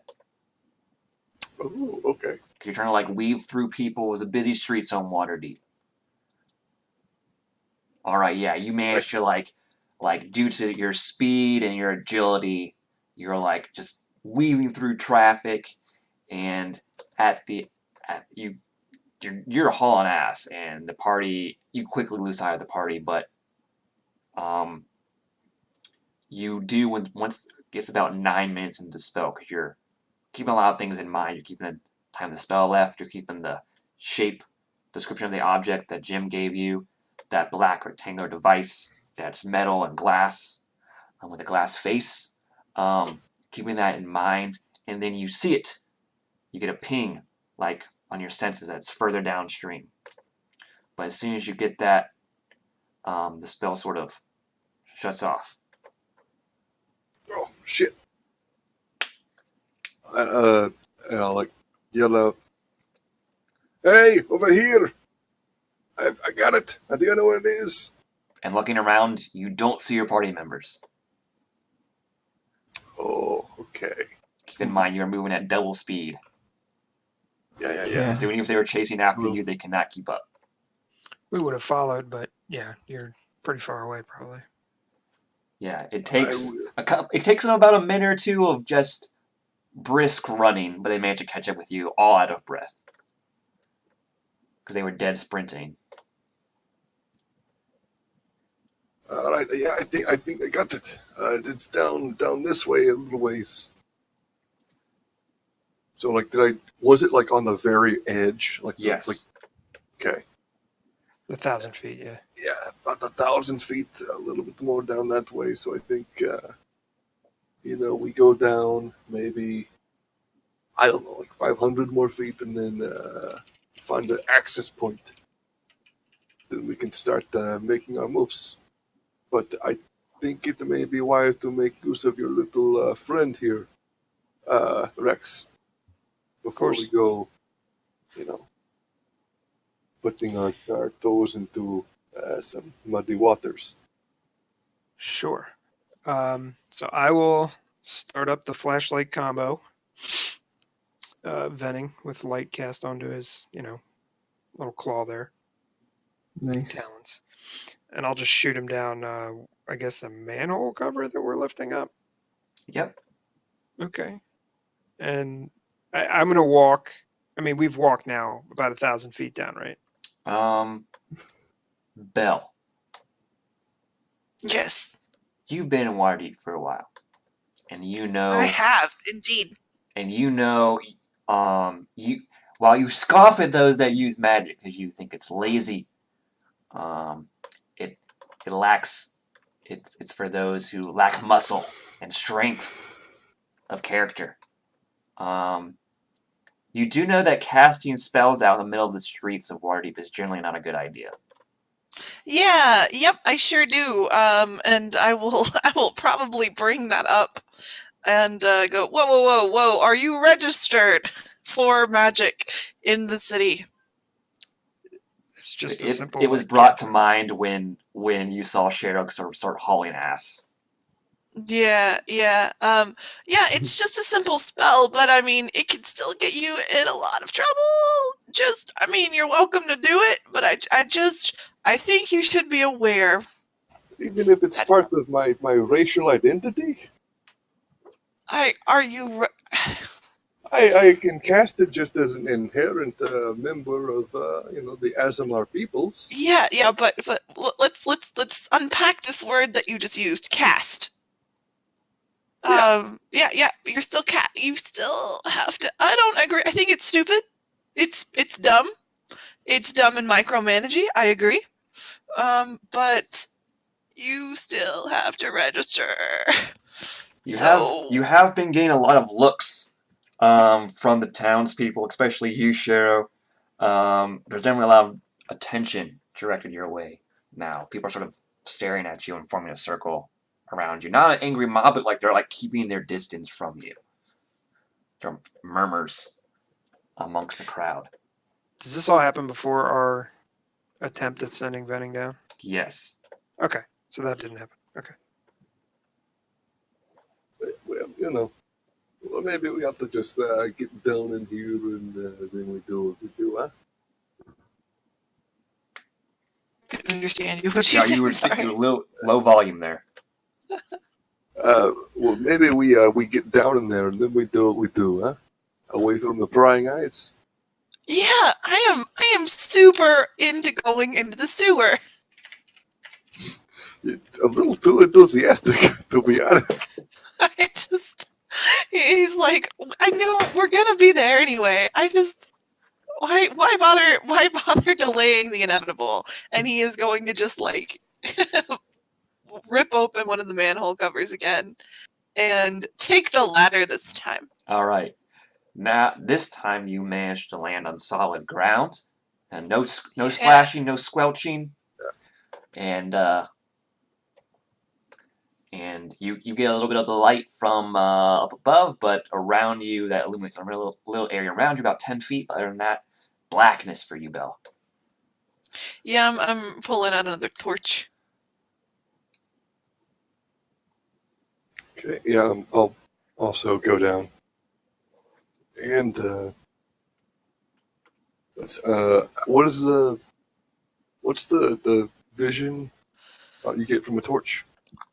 I think it's 30 feet. Okay, I can make that a little bit brighter for you if you need. Hold on 1 second. Like a little.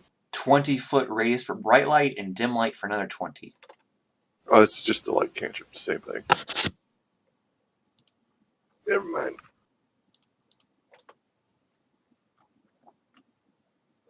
You guys going to come on down or what?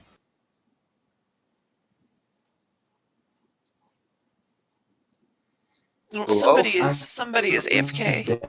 I'm assuming Rex follows you. Also into your Mr. Robatoing.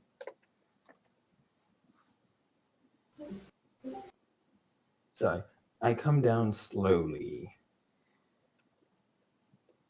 All right, just prestidigitation all around. Peppermint oil, peppermint oil, peppermint oil. And so that helps with the smell a bit, but now I realize there's a lot of water here. I don't like that. And it's really close to you. I'm sorry. What's happening? You're in the sewers now because it's about, let's see here. It is about, you got about 10 feet on these sides here to walk, but past that, there's about 20 feet of water, and then there are 10 feet of solid land. So there's nasty water, wet water next to you. You can obviously hear running. And Belle's gonna go, fun fact about the water. There's water on top and then sludge below. It's multifaceted. It's yep. I tested it out for you guys.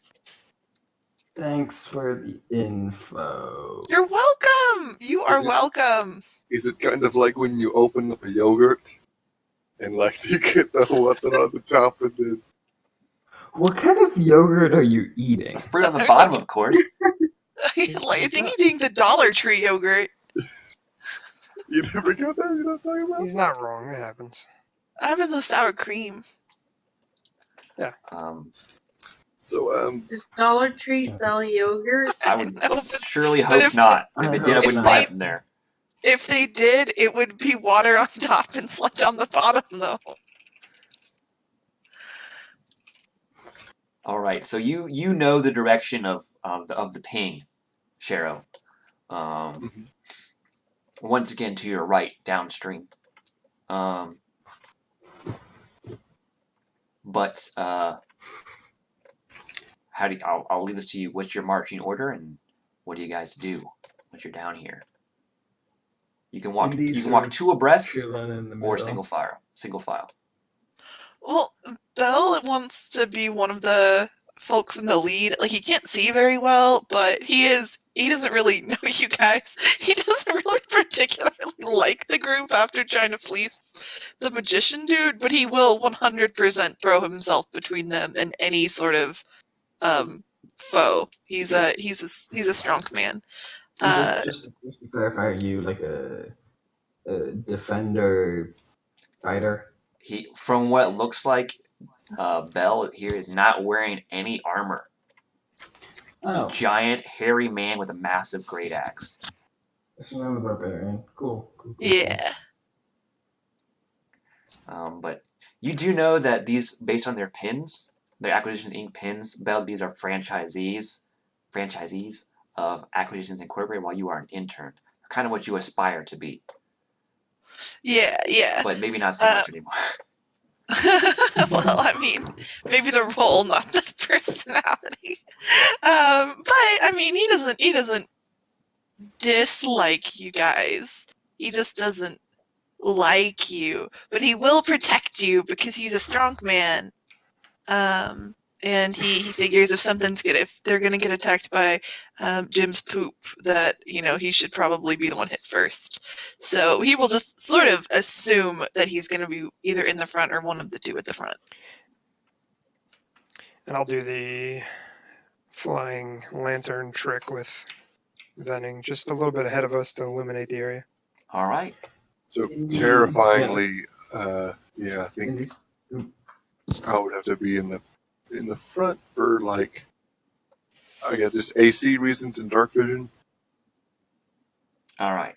So the people in front I'm gonna are. cast Bardic Inspiration on our friend Bell. All How right. are you going to Bell, inspire me? I sing you a song on my lute. Oh, awesome! He likes you the most.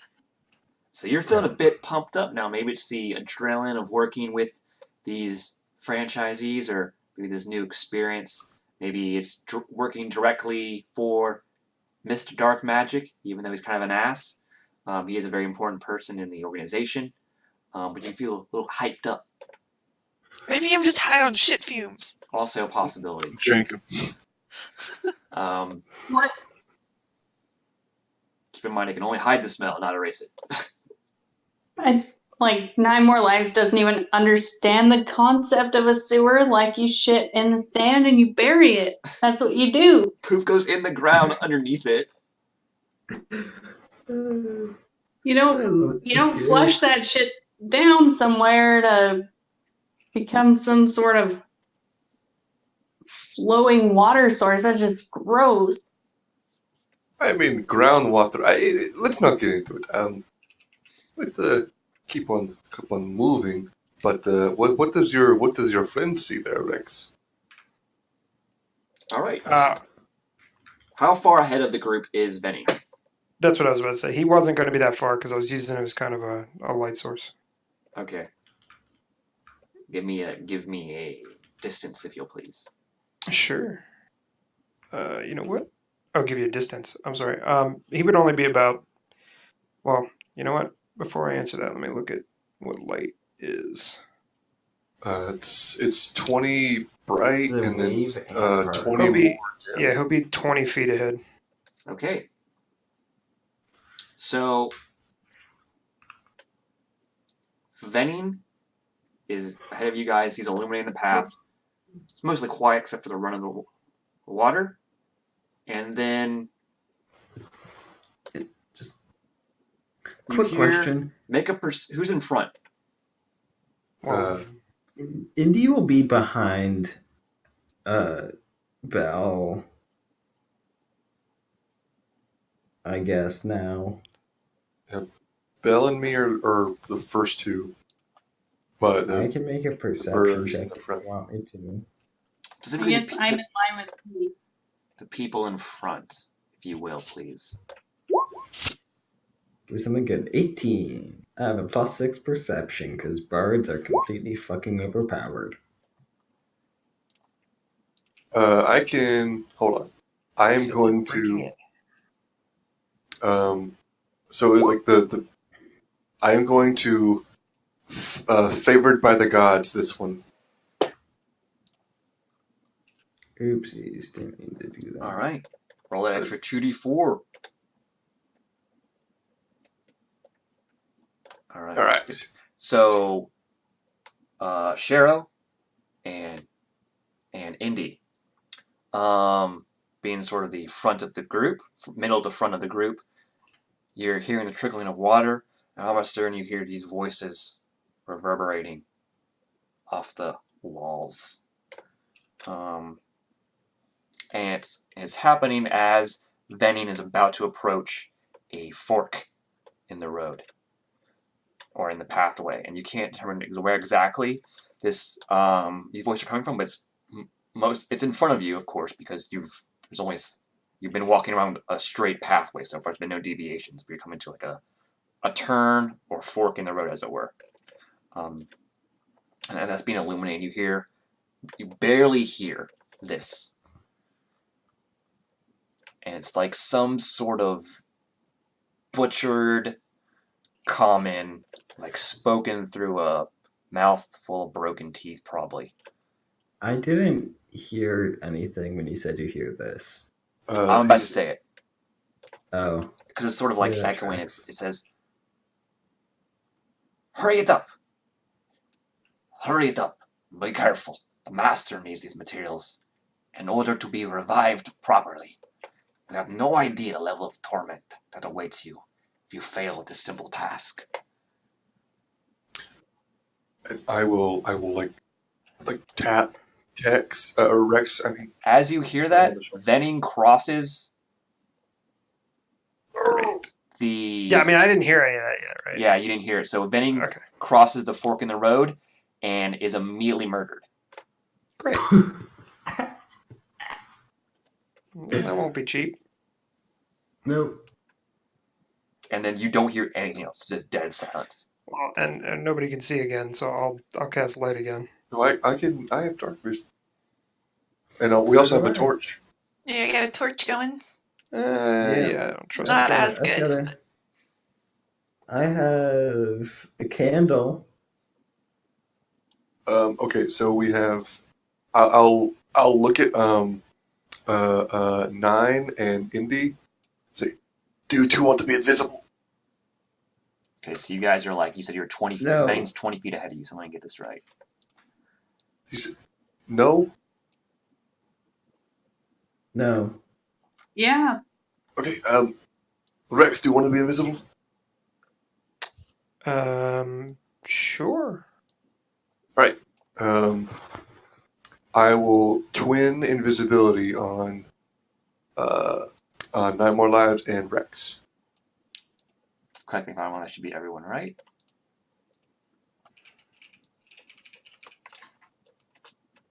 Okay. You guys are now invisible. Nice. Woo.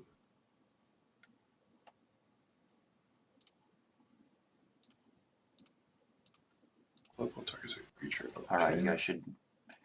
This is correct. Venning, sadly, died, like, right here. Neat. Everyone make stealth and perception checks for those. So, actually, no, your light's on, right? You have invisible, you have a torch on, right? No, if we're going invisible, I'm definitely gonna snuff the torch out. I'm gonna struggle to see, but So who are the invisible I people don't- again? Remind me. Because I was... It's 9 More Lives and Rex. right. Then I've got it. I mean, I'm gonna break it as soon as I do anything. check. Yeah, but you can get the position for. Yeah. As long as that's all you expected. I'm just gonna feel bad breaking it on the first cast. Another perception check, and I got a 9. Is everybody doing perception? For those that have dark vision, I'm assuming the torch is put out and the light is put out. Yeah. Okay. For those that have dark vision. Oh boy. Is everybody rolling stealth? If you're trying to be sneaky about it and don't want these individuals to detect you. 17. Okay, so you have advantage if you're invisible. Nice roll, So, Rex. but Well, I think. Wait. the perception is the most important here that I need from 25? people. You got 1, 2, I got 9 and a 5 for perception. I mean, we can roll Yeah. perception. We have disadvantage, all right? Or are we If just we blind? have dark vision, are we at advantage, or are we not rolling? If you for those that have dark vision, this is a sight thing. So it's for those who have dark vision exclusively. I need you. Okay. I have to. This is my second one. I have disadvantage on stealth checks. Okay. Oh, they're both pretty good. So it's a 19.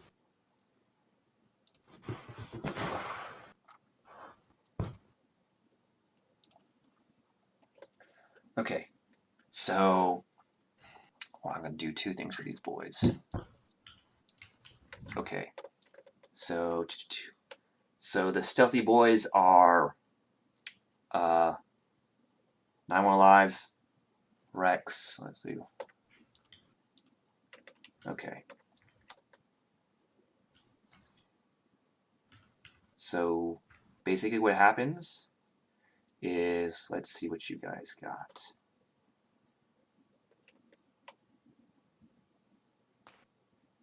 Perception, perception, perception. Oh damn. Okay. So Belle and Mm-hmm. Andy. Yeah. You don't hear anything Ever again. Cool. except, well, let's see if they hit you. I need your ACs, please, sirs. 14. And madam. 15.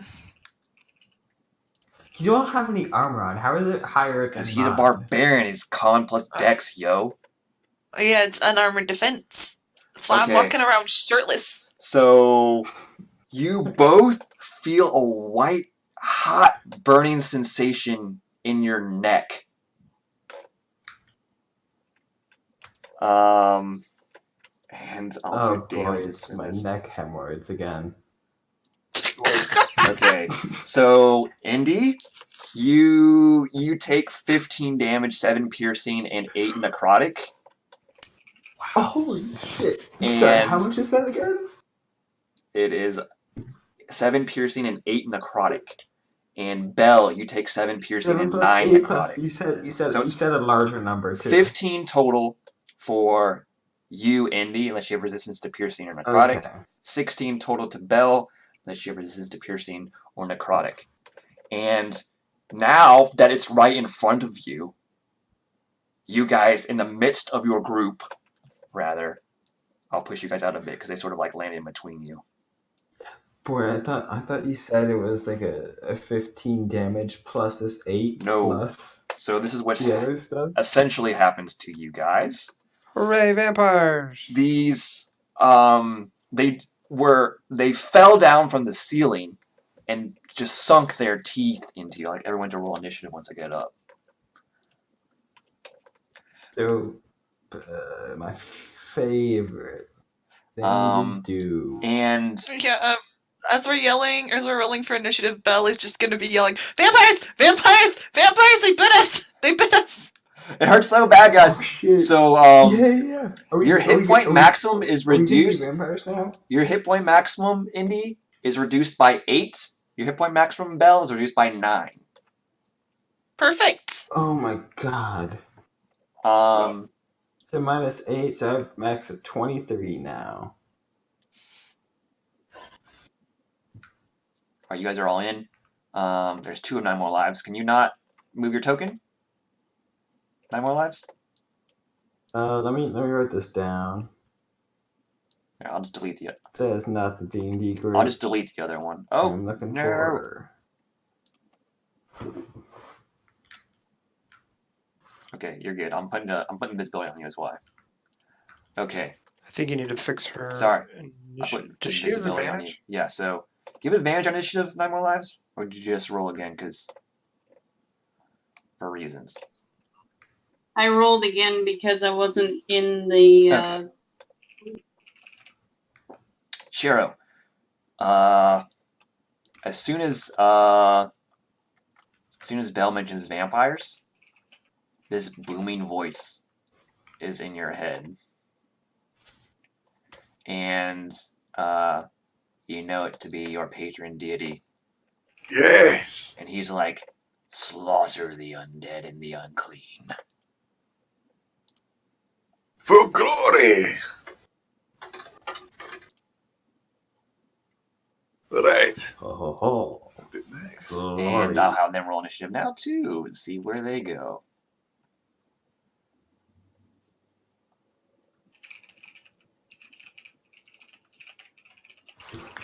Which one of you has the higher dex? Cherokee or Bell Grass? I've got 14. Mine's the same. Roll off. And just a d20, Levi. Actually, no. There's a 3-way. The vampire has. Oh, he's a +3, so he goes first. Oh damn. All right.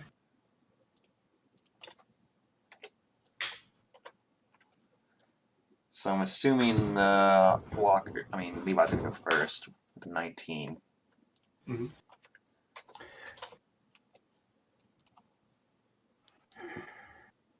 But all this happens. They say as they start to sink your teeth into you silently. They say, "Kill the interloper so we can proceed." The two that dropped down on us said that? Yes. Okay. And these are probably the same creatures that you guys heard talk about reviving masters and whatnot. But go ahead, 9 more lives. You are still invisible currently. It doesn't look like they have detected you. And who else didn't they see? They didn't see you. They didn't see Rex, but they're like standing essentially next to everyone else, so they can see them.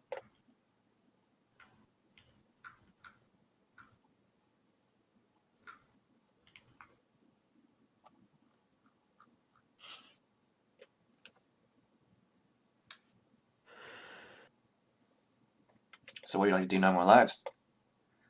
I'm going to attack the nearest one with the rapier. Okay, you attack with advantage, but you also break stealth. So you can fish for crits if you want.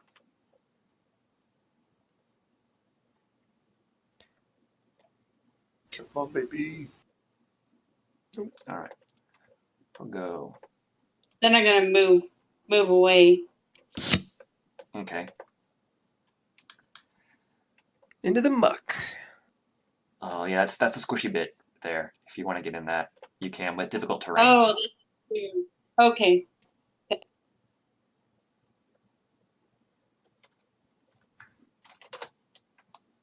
And the vampire that you stabbed is, "What the?" And it says, it just hisses at you, bares its fangs, but you nimbly dodge out of the way. And run away. Rex, it is your turn. While still invisible, I'm gonna move back here. The vampire one's focused on 9 more lives now. Doesn't look like it's detected you, so you managed to move away. Does it provoke opportunity attack? And I'm gonna go ahead and hit him with the Scorching Ray. You have an advantage on this attack, but it breaks stealth. Okay. All 3? I'll save advantage on all 3. Yeah. Okay. I'm gonna keep it with fire. I don't think vampires like fire.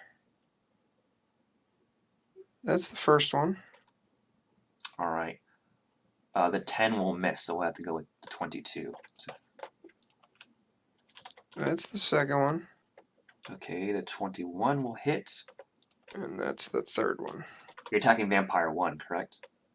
Yeah, just the one that's close to me. Okay, the 16 will hit, so I'm assuming you want to use that for the higher damage.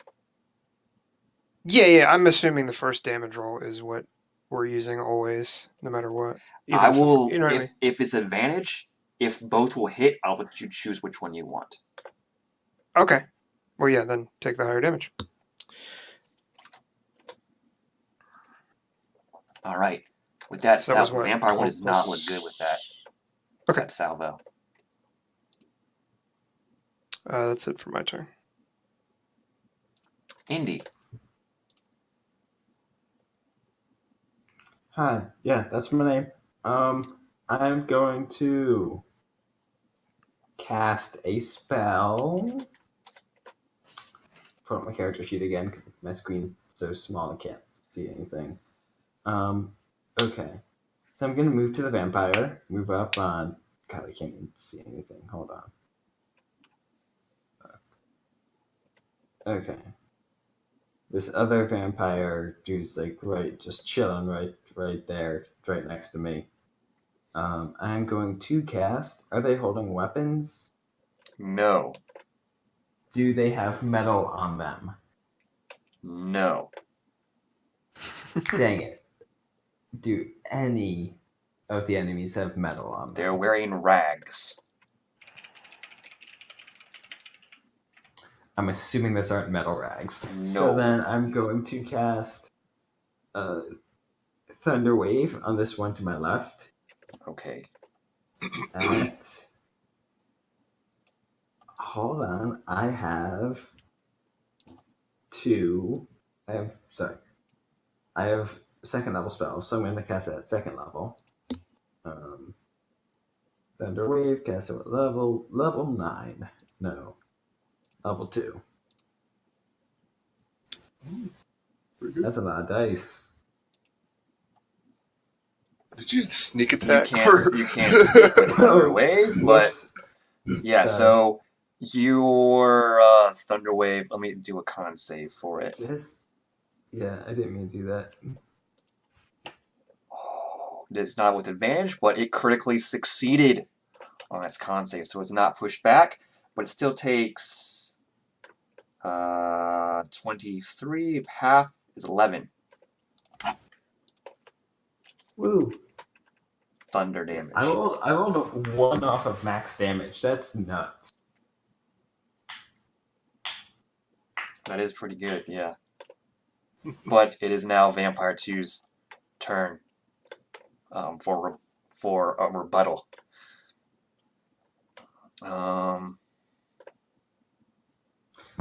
Before she does anything to attack me or anyone else, I use Cutting Word.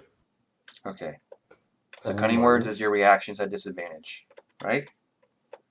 Disadvantage. No, wait. It expends a bardic inspiration die and subtracts from its total. Okay. Yeah. No, Now you might want to save that until it actually attacks. I will tell you what its hit is. Okay. Okay. So it's going to make 2 attacks. It now sees Shero, because it's literally staying right next to you. It has already bitten Belle, so it's going to swipe at Belle with her claws. And then it's going to try to, it's going to try to reach out and also bite Shero. Don't give me the hickeys. So the first one is claw. This is hidden, but it's claw towards Belle. That's a miss. It was a 9. Okay. It was a 9. Bite towards Shero. That's also a miss. What the fuck? It was an 8. Okay. Vampire 2's turn is sad. That sad face done. Okay, dope. All right. So I am going to. Oh, well. A 3 and a 2. All right. I'll look to Indy and be like, "All right, you got me." And then I'll run over here. They will provoke an opportunity attack. Yep. I look in pleadingly at Indy. It rolled a 7. Dear God. I'm so bad. Impenetrable. I want to refresh because I should have rolled a 3, a 1, and a 2 back to back. Like I feel like something's wrong there. I want to make this fight somewhat difficult for you guys, so you don't just rinse through it. So I want to. I'm like, body blocking for 9 lives and Rex, and I'm going You will to. also pass, if you're not stepping in the sludge, you'll also pass Vampire 1. It's only 10 feet. What about that square? Yeah, Say what now? I was trying to do that like, square. like that through. Yeah, I'll allow it, because I mapped it out poorly, but it should only be 10 feet. Like, from now on, I'll just let you guys know it's 10 feet. So if you do that again, you'll be passing by them, essentially. If that makes sense. Wait, does passing by them provoke an opportunity attack? Exiting their range of Yeah. attack. Like, it should be 10 feet all the way throughout, and they occupy 5 feet of space, and they have a reach of 5 feet. See what I'm saying? Okay, He's I just thought. saying the way the map hex worked is weird. Is weird. So I'm going to allow it this time, but for future going on, I'll let you guys know it's 10 feet. So if we try to pass a vampire from now on, they will opportunity attack you. Like, move past outside the range, if that makes sense. Okay. Yeah, he's talking about it's like more like up here. Gotcha. Curves don't go well with squares. I will do a scorching ray, and can I like fire? Like I want to be able to like, can I divert if it looks like Vampire 1's going down? Vampire 1's pretty injured. I'll let you do, pretty hurt. I'll let you do, I'll just say you can just roll, and I'll let you divert it. Okay. All right, I'll raise up my quarterstaff and just start like swirling it around, bang it against my shield, against the holy symbol, and just start like flinging them. Like what you call those guys? You know those things you have for like dogs that throw the tennis balls. I Yeah, I know what you're talking about. It's like a scoop. Yeah, but with fire. But All right. But a fancy one. That definitely hits. Okay. 4. It's a miss. Okay, and the 4 doesn't kill him. I'm Nope. guessing. That's a hit. They don't like that. They're like, fire burns. Yes, it surely does. And they're like shirking away when you presented your holy symbol. They don't like that either. Mm. All right, and okay, I can't overcharge spell slots, can I? It's not a thing. I don't think so. No. Okay. Like you can't get back a spell slot using your sorcery points. It's a higher level than you can cast. If that's what Well, you're yeah, I was gonna say I was gonna try and like have 5. Like I only have 4 slots, but I haven't cast any first level spells yet, so like yeah, you can't. I can't bump it up to 5. Okay. All right. That'll be it. All right, Belle. All right, has Vampire 2 taken any damage? No. Okay, well, Belle's pissed, and he hurts, and he's bleeding from the neck, and it's slightly necrotic, so he's gonna rage, and he's gonna frenzy while he rages too. Yeah, it's time to duel. And so, he is going to his super pissed off, frothing at the mouth berserker state. Like I said, he's gonna do a frenzy attack. So he's gonna do I think it's 2 attacks. attack at advantage. You need that's gonna miss. You need a Yeah. attack. Reckless attack, also a miss. And well, I still have the bardic inspiration. All right. So That is with a 13. That's a hit. all right, perfect. And so All right. so that'll be plus. What's your rage damage? My rage damage is, it's been so long since I played Barbarian. Rage damage is 2. I need to turn that on. It is now turned on. And so that'll be 8 damage. And I have my frenzy, which means that I get to make an offhand attack as my bonus action. All right. Let's see here. Yep, I can do a single melee attack as a bonus action on each of my turns. Now you use a bonus action to rage. Oh, yes, that's right. That's right. I already used my bonus action. But next time... Okay. Did you take your second attack yet? I don't have You multi-attack. want at 5th level. Oh, okay, that's right. Yeah. Sorry. Belle, you notice this now. Nine More Lives is more used to not stabbing things with her rapier.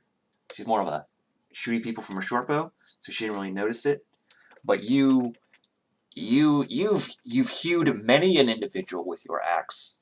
I have indeed. This didn't feel right when you cut him, and you cut deep. But it seems like there was more resistance there than normal flesh in this vampire's body. Perfect. Well, I'm just gonna scream in its face, I'm tough too! And it smiles at you, and it's also starting to, it's not frothing in the mouth, but rather saliva is coming down. It might regard you as a choice meal now. Got a lot of meat on them bones. Yeah, well, I got some cooked utensils I'll bash you in the face with. Anyway, I'm gonna go grab a snack while I wait for my turn again, but my AC is 15 in case I get hit. Okay. God, I wish I had food. Vampire 1? It's go common ahead. for me to go and grab a milkshake when we're playing.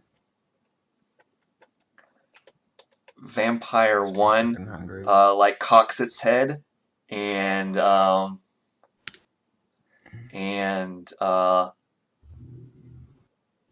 looks at you, Indy, and smiles, and then leaves. But it leaves in a weird way.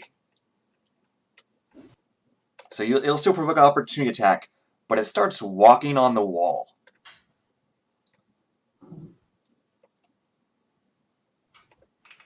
So it's going to move away from you, Indy. You can make an opportunity attack if you want against it.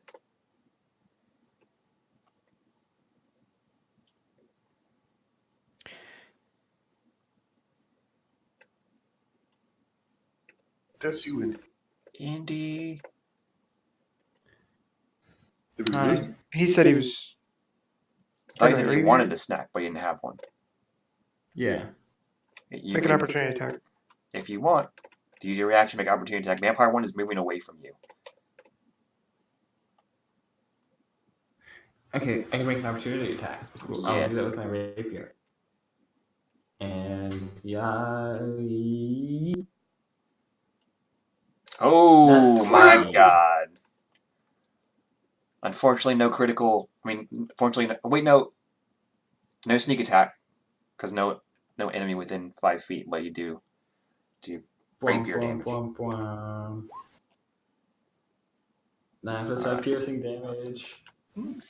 Indy, you do feel some resistance as well. You're aiming for that sweet Achilles heel tendon there. Some don't feel right. But it's like shuffling along the wall, but bounding towards. It's literally perpendicular to the floor, like running towards you guys. Or not perpendicular. Perpendicular to the wall, running towards you guys. Like almost as if it's on the ground, just running towards you guys, and it leaps at Rex to do a bite, while trying to also rake Cherokeen with his claws. Alright, bite towards Rex. Oh my god, a 9. Claws towards Cheryl, a 12. What the fuck? It's gonna be the easiest combat ever because it can't hit anyone. You rolling d12s. I'm rolling d20s.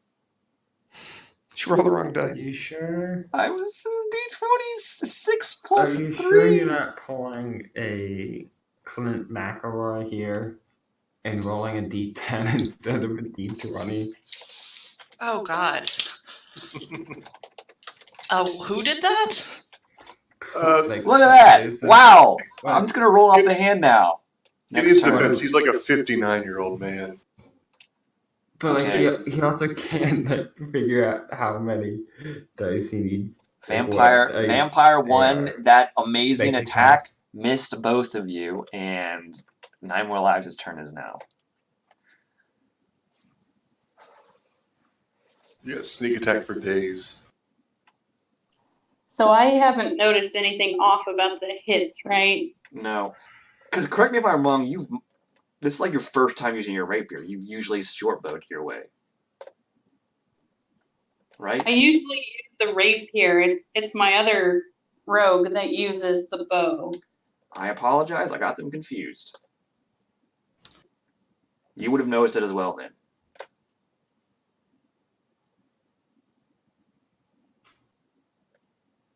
I remember when we were in the cart, that was like, anybody want any holy water? And you put it on your weapon or something, and they was like, oh no, we don't need it. I'm sorry, Bell would yell about it if you weren't raging. Like, he would inform the rest of the He's party.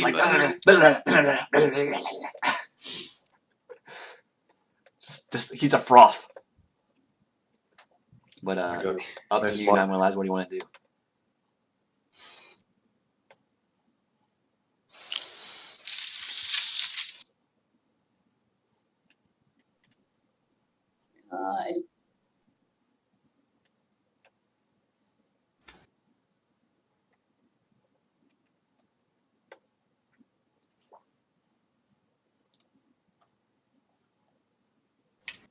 Unfortunately, I don't have any good alternatives. Could I tell it was actually doing damage, just like lower? You think it did some damage, but it's less than what it doesn't feel right when you stab it. Because there's resistance there. I guess the cat's instinct would be to use its claws, so I'm gonna try that and see if it feels different. So the claws do rake across 9 sneak. Damn! The claws do rake across its flesh. And you bonus action disengage, I'm assuming. But Yes.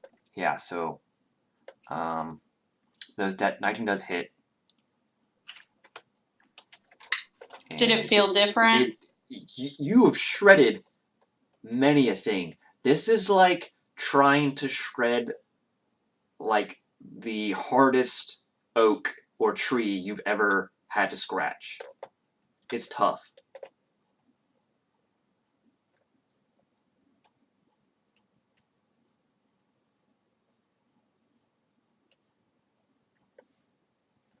But Rex, I believe it's your turn now. Yeah. I'm gonna Misty Step 1, 2, 3, 4, 5, 6 over there. And I'm gonna go again with Scorching Ray. Same thing Shuriken did. I'll try to divert any that are unneeded for 1 if I do end up killing it to Vampire 2. Alright. Yeah, Vampire 1 is not looking good. Like, you see, like, exposed bone and, some burn marks. Okay, so first and 1 hits. Second, both other 2 do not. Okay, so the first one 11 fire damage. Yeah. And it is now Indy's turn. He's still up. Okay. Actually, I just realized you Misty Step, didn't you? You can only do a cantrip. Oh no. I'll allow because I didn't catch it, but Yeah. you're supposed to only be able to do a cantrip if you cast a spell. Oh. Okay. I'll allow because I missed it. No, it's fine. Why don't you let me just roll a d10 and it'll just be a firebolt that hit with the first 20. Okay, I go forgot. ahead. 2 damage. Alright. Indy, you're up. Yep. So I forgot I had a little spell called Bane. Bane! What? They're what? already rolling like shit, though, is the thing. Yeah, I know. That's just gonna be so much fun. Like, Yeah, I have that's not the rolled, law I of don't think averages. above a 5 for them. Except the initial one. Okay. The initial one was with advantage, and that was their highest rolls, with like over 20s, and then shit show. I cast Bane. I'm assuming you're targeting both vampires. Then minus D4 in their Yeah. attack rolls, right? Saving throws? Yep. Yep. Alright. The saving. Want a bonus action inspire someone? No, I'm gonna save it. Okay. Vampire 2. Didn't I inspire Bell? Bell used his. Okay. Yeah, I needed it. Yeah, that tracks. Goes here and is going to try to bite Indy and claw Bell. All right. I'm going to do this. And he attacks at advantage against me. Okay. It's against Indy. Ho! That was the problem.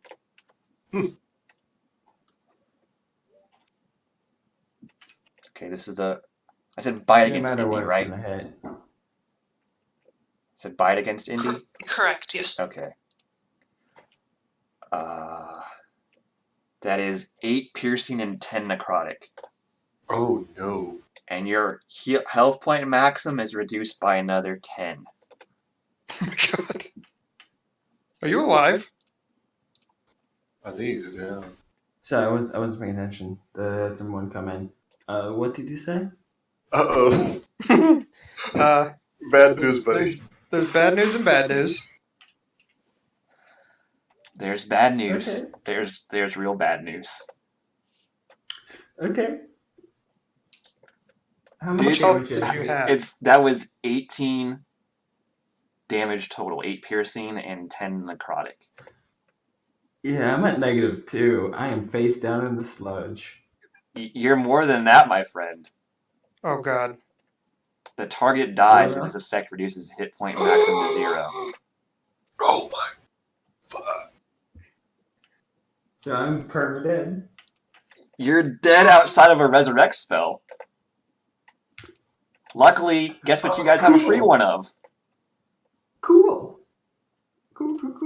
You guys have a free raise dead in the back pocket. Just keep that in mind.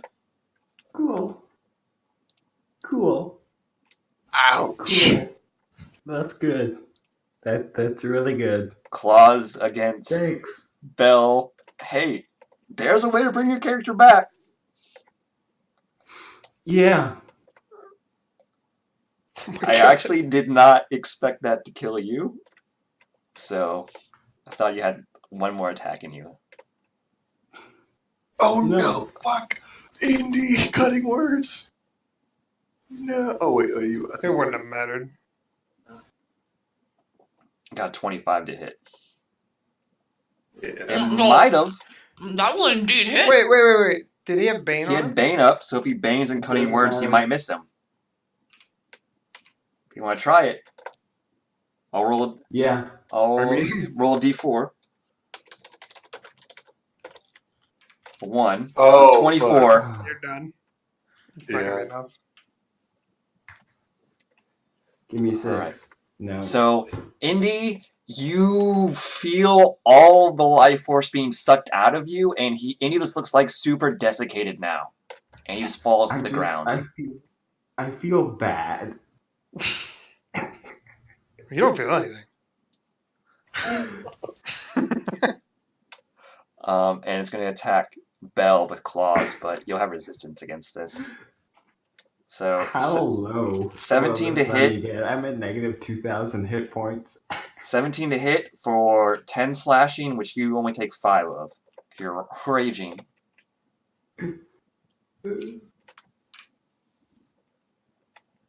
This is like my first player Did deck you- deck. This is my- Nate, did you take advantage against the hit? Yes. Okay. Total 17 and a 7. What are you saying? It's your first what? It's like my first time a player has died after, unless I explicitly warned them they were going to. Like the only time I had a player death was I was like, "Are you sure you want to continue this course of action?" And they're like, "Yes," and then they die from this. I feel bad now. You should. Like I didn't mean for anyone to die in this encounter. It's meant for you to be tough. That's why there's only no one to die as far as 2.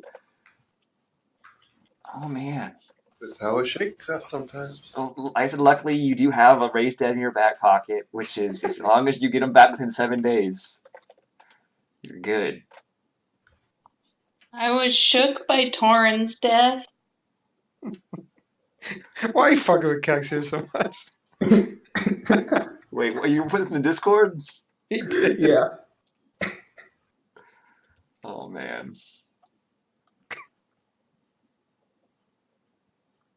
Oh my god.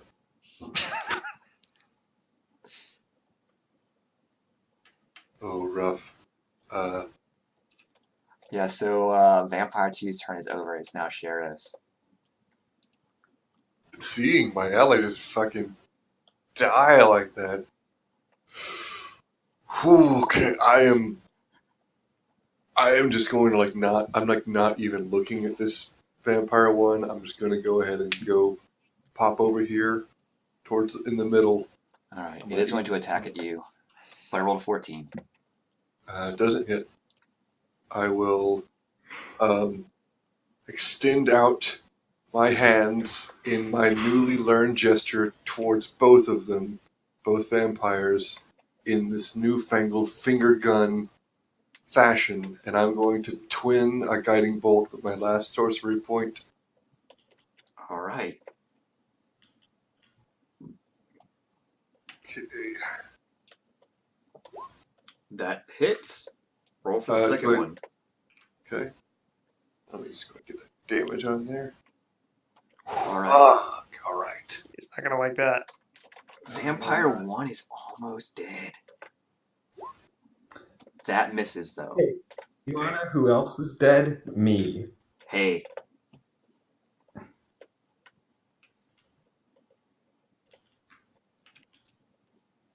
Alright. So, that misses Vampire 2, though.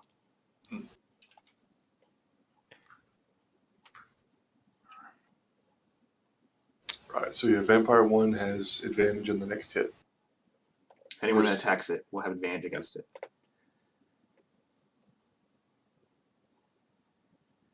Alright.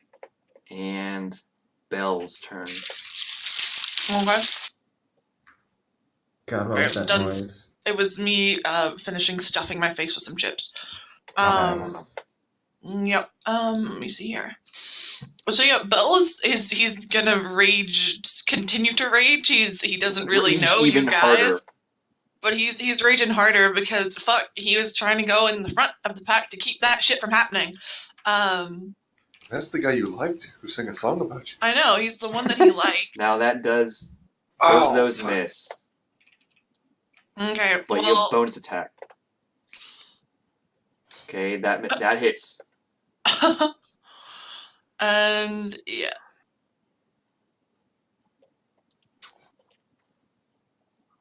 Damn, okay. So before resistance, 15 slashing damage. Once again, that resistance, though, seems to I know. be doing you no favors.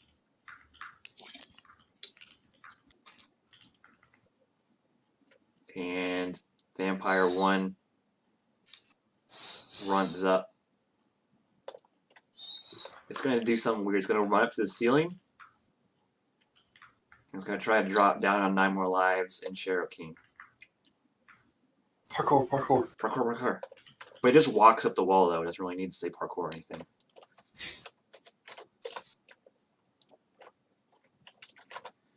Drop down, bite against 9 more lives, and claw against Shero.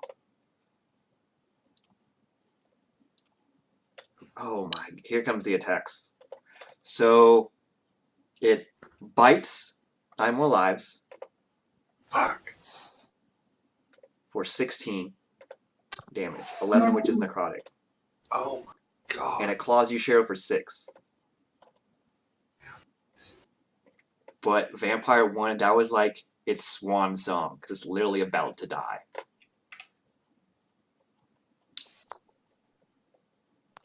My AC is 17, so that missed.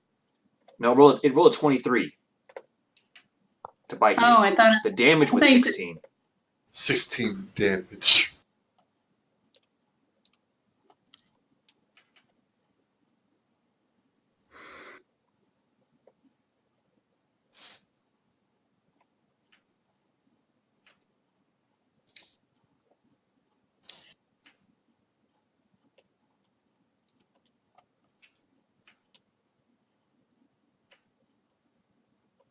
All right. Now, it is your turn for rebuttal. So there's gonna be a melodramatic caterwaul, if you will, and I'm gonna stab with my rapier again. Oh my god. How would you like to murder this vampire?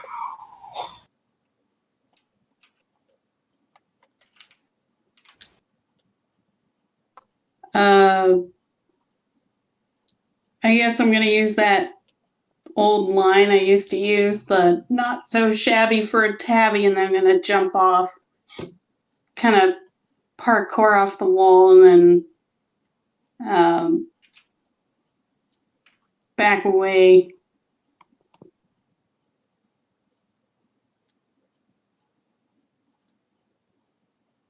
All right. So you parkour off the wall, stab its neck, its eye. Where you aiming for? Its chest. Right through the eye. All right. It's turning. You sort of hop along the wall in a sort of pseudo imitation of what it can do, and it's turning to regard you. And as it's turning to regard you, you just go bop, and you like do a swift poke like through the eye, and you feel some squishiness. Like goes. You hear the eye. Feel the eye pop, and then you go even further, and you get the brain until your rapier like hits the back of the skull, and then you pull it out, and it falls down dead.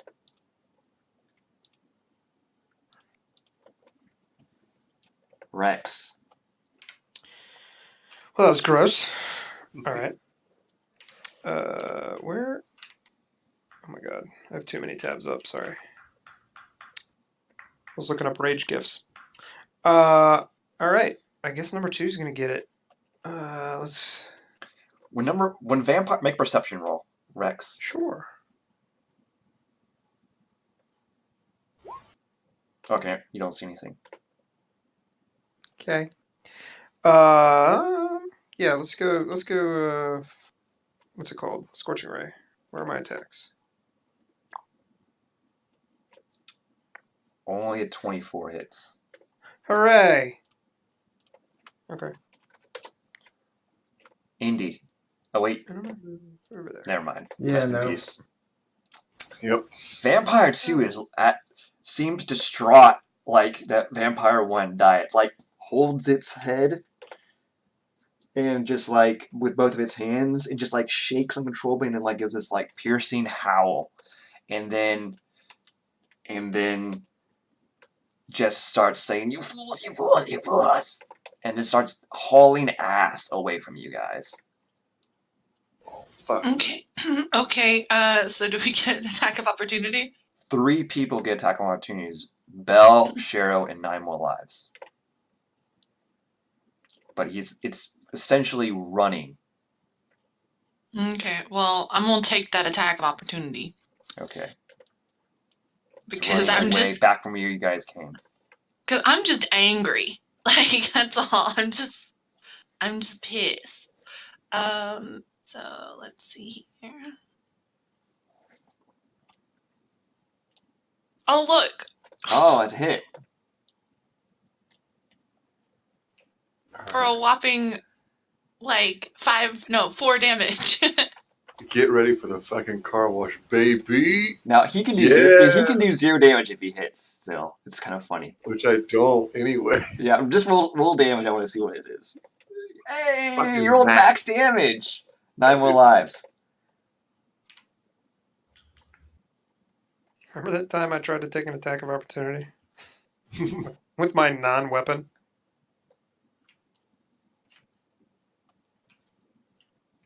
Said nine more Did you lives. take an opportunity attack 9 more lives, or you let the vampire She did. run away? Oh, she did? Yeah. Oh, damn. Okay, yeah, that definitely hits. You don't get sneak because there's no one within it, but the vampire is just hauling ass down away from you guys. And then you don't, but then you hear the pitter-patter, bare feet on stone, and then you don't hear anything. Is that the one that killed Indy? Probably. No, it was on the other side. Avenge me. No, it's the one that killed Indy because you hauled over here. Yeah. It's the one that was attacking Belle and Indy. But it's like off the map now. You can pursue if you want, but Rex, you hear a voice in your mind, and she's like, and it's Vera, and she's like, is everything okay with you? I mean, No. I don't mean to, like, I know it was kind of intrusive, but I did place, like, a marking spell on each of you to, like, monitor your vitals when I hugged you all, and I don't feel endy anymore. Yeah, that tracks. Help? And she says, well, where are you? I'm sorry, that's the wrong accent for Vera, but she's like, where are you? Before. We're in the sewer. I'll give her his best description. I don't know that there's anything you can do. Vampires. That's all. So she's like, vampires? Did it bite them? Yeah. Okay, I can fix that. It's like, and then you hear it's like, Thalia, stay here, figure out more. Oh wait, the connection. And then she breaks it off. You hear her like, and then you get the feeling she's in a hurry. But she does say like, just take a short rest or something. I'll be there soon.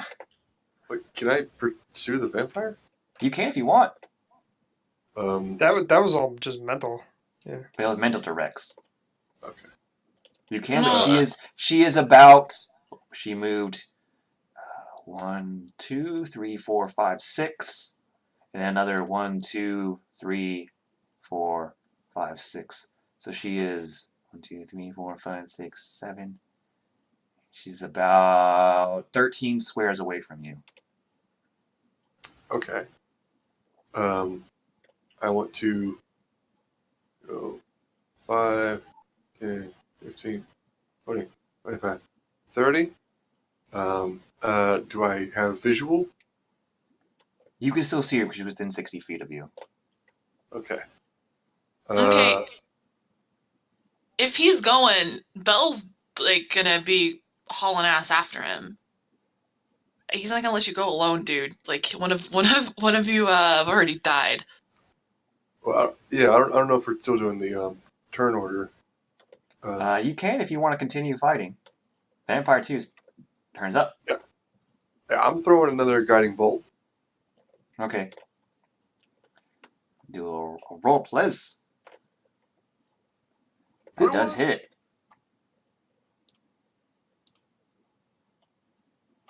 Oh my god! It takes that in the shoulder and then just like turns around and like hisses at you, and then it just starts running again. It is now glowing 9 more lives, so you can attack with advantage.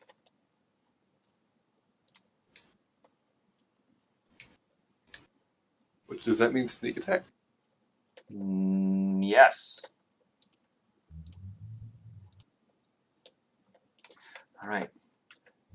15 does hit.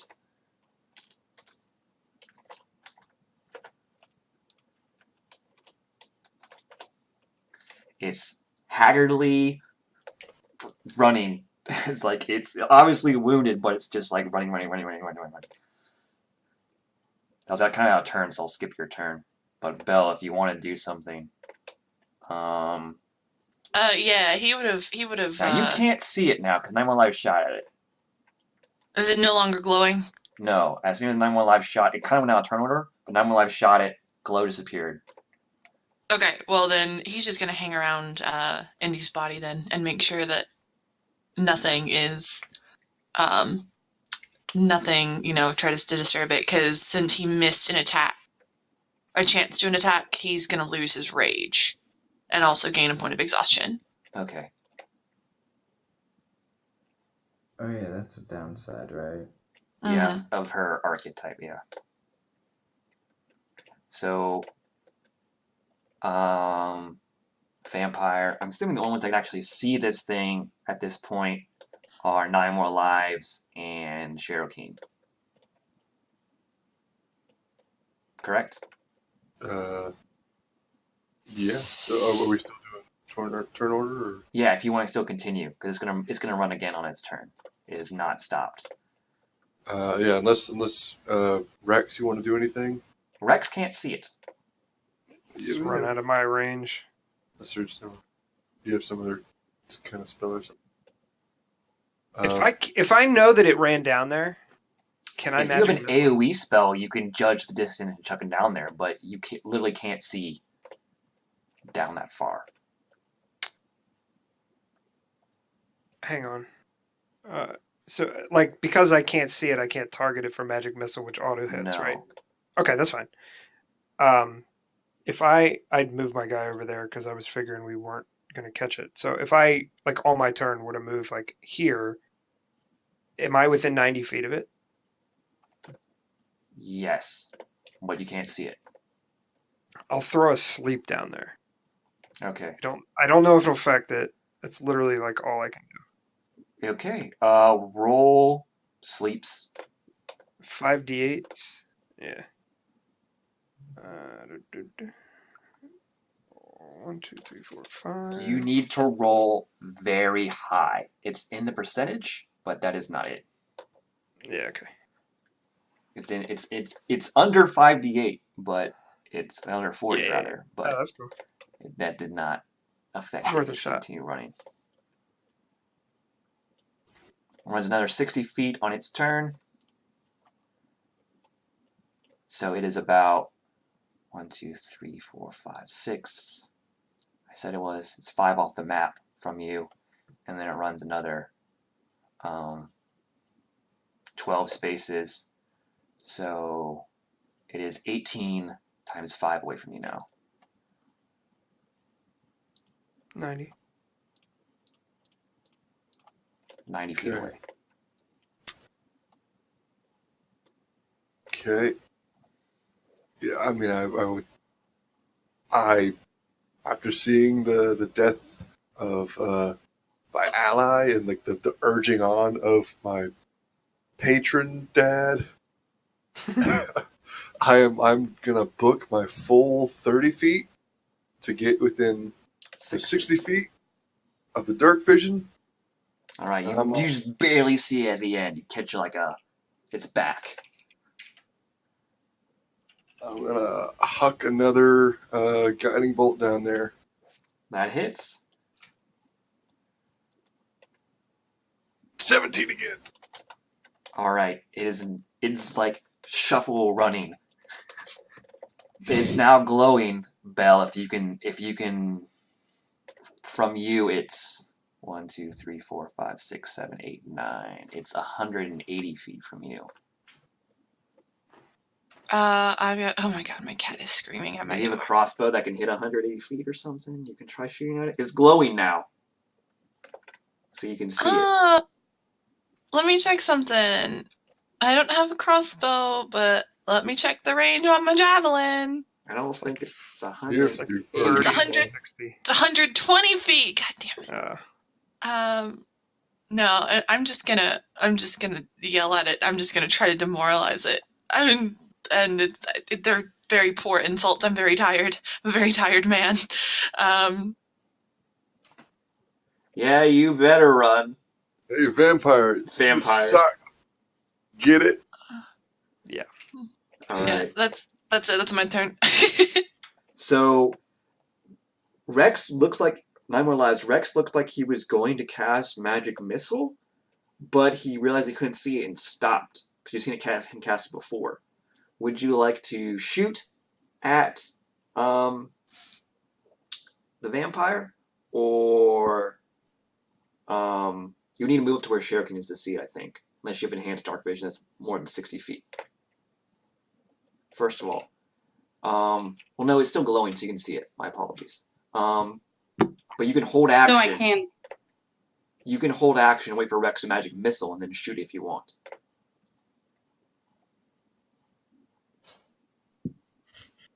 I'm just gonna shoot for it now.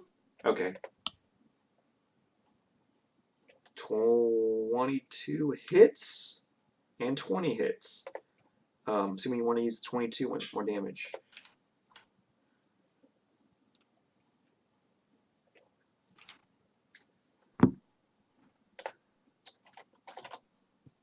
All right, go for the throw too. For chat, not for chat, for Twitch, or if you see the VOD, there's a reason. I forgot to do it last turn, but I just did something to the vampire. There's a reason. Didn't do it last turn. I should have procced. I'm sorry. Okay, so I think I'm gonna. Hey, I think I'm probably gonna head to bed because I need to go to sleep.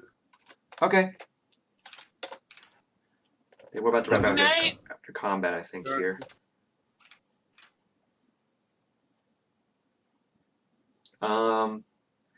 Yeah. So that's now Rex's turn. You can no longer see it. I'll do the same thing. I'll move. Or no, I don't need to move. He was only 90 feet away when he was lit up. But you can't Yeah, see so him wherever anymore. he is. He's no longer lit Yeah, up I'm because Good night, guys. Nine Labs used That's it. fine. I'll take See you another all shot next with week. sleep. See you, dude. Sorry about your character. Who knows? Maybe we'll have a new character. Let me do that same thing again, I guess. Sorry. What's the range on sleep? 90 feet. Okay, making sure. That is enough. I have no idea.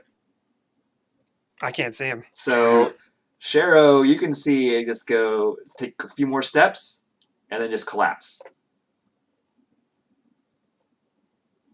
Oh, you got him! You got him! Oh, I'm just like sprinting over there, and I want to grab and drag his body over. It's a her, but yes, you can.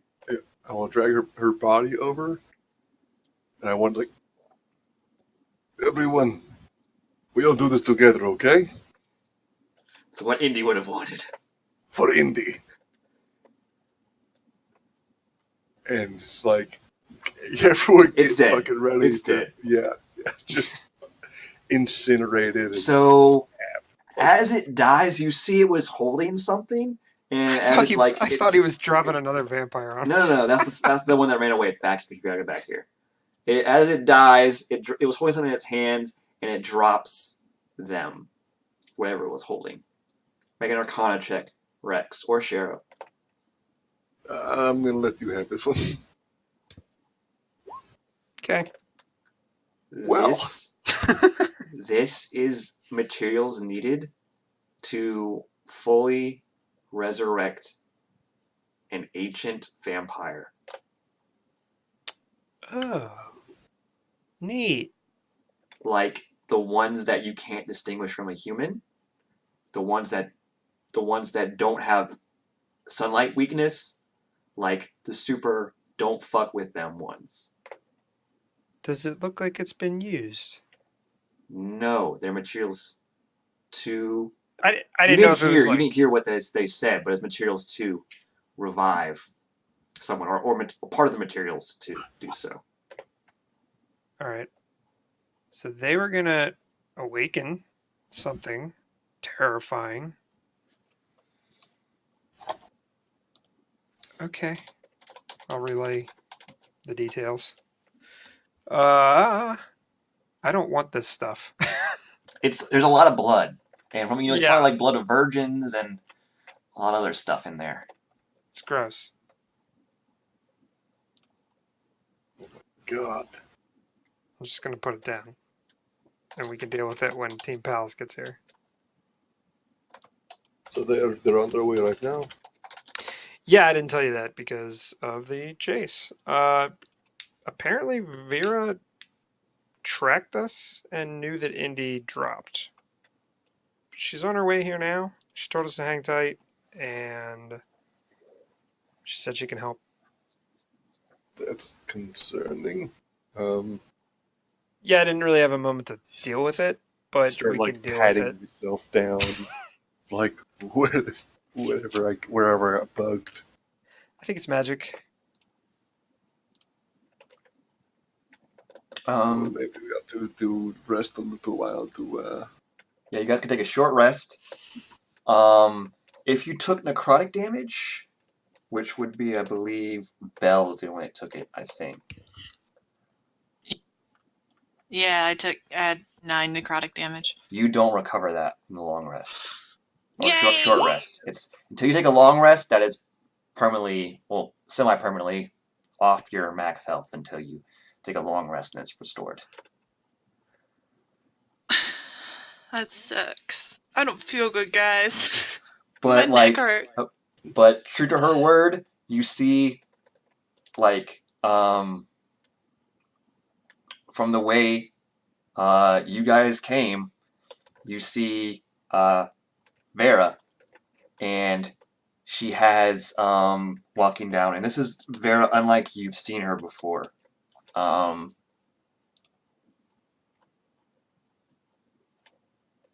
She has her spellbook open with her left hand, and its pages are like flipping or fluttering on like an unseen or unfelt breeze. And her right hand is like a spectral blue sword almost. Light blue sword.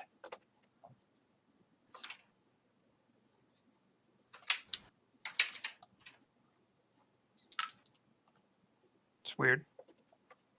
Do I recognize it? You have never seen her use a weapon before. Okay. But her spellbook is the same white leather one with the Yeah. starburst on it. You see that.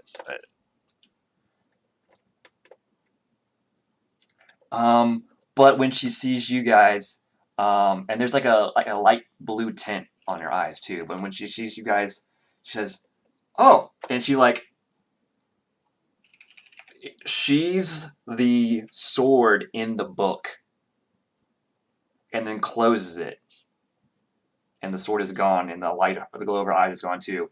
He goes, Bell's gonna go, we lost somebody. They lost somebody. "Yes, thank Mister I found you.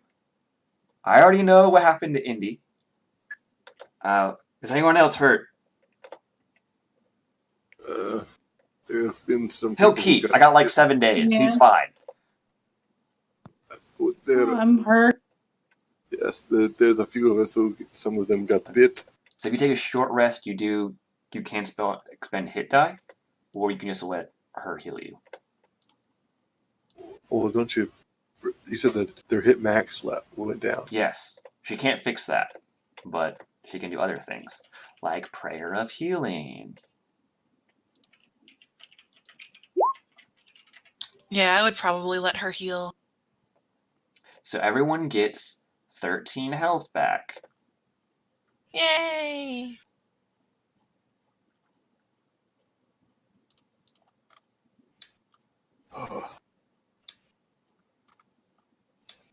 So you can take care of him, right? You. Yes, of course. Okay. And she begins speaking in Elvish, and then she places both of her hands on Indy, the torso region, and she finishes her prayer in Elvish, and the desiccated corpse that was Indy, like, it's really weird because he sits up first and like breathes for air, but he's still like super desiccated. And then like the blood starts flowing, and his like color is returning, and he's filling out. And so it looked like a corpse. At first, it was a corpse just sat up and went, and then everything starts filling in like a normal tiefling would look. Oh my God! I mean, whoa! Thought you lost you there for a second there, bud. And he's like, "Oh, I'm fine now. Thank you for asking. Haha, I'm Indy." Oh, you're a little loopy. I get it. You've been through a lot. And then Vera says, "What? So vampires attacked you? Why are you even down here in the sewers?" retrieval mission. You can probably guess. Oh, Jim Darkmagic wants you to find something down here, doesn't he? Yeah, that's the idea. But the divines have blessed us with this sort of blessing in disguise in the shape of an asshole, because we've uncovered some sort of plot to resurrect an ancient vampire. Yeah, I'll show her the materials. That is not good. Oh, is So, oh, go ahead. so when we were first heard them, it sounded like they were talking like there was a group, and they were saying, "Hurry up, we need to finish this," and like it sounded like they were talking through like. Okay, when you said like it sounded like they're talking through busted teeth, like is that? It was their fangs didn't fit in their mouth. Okay. There may have been more than just these two. These are just the ones that we ran into. I'd imagine that there's some, this is part of a much larger plot involving who knows how many. So, here's what we can do. Thalia's at the Temple of Agma. Learn some more stuff about the librarians. I can take this information to, like, the Temple of Lathander, the Order of Mages and Protectors, sort of the right people if you want, or I can help you find whatever Jim wants you to find down here.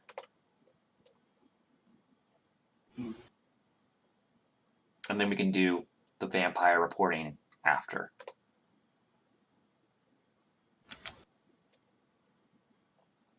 I feel like this vampire threat is more important.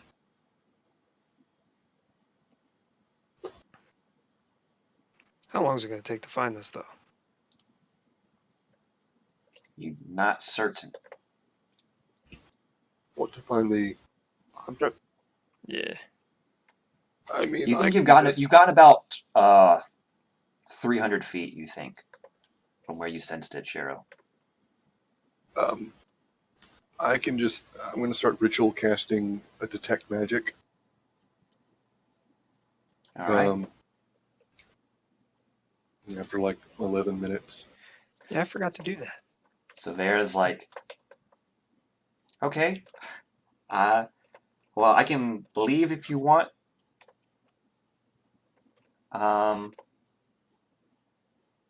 No one else die, because I'm not supposed to raise any to the dead.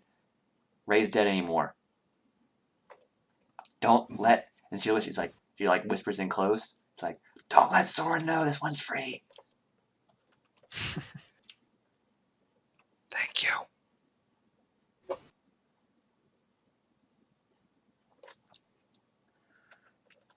And she says, I'll leave if you want me to.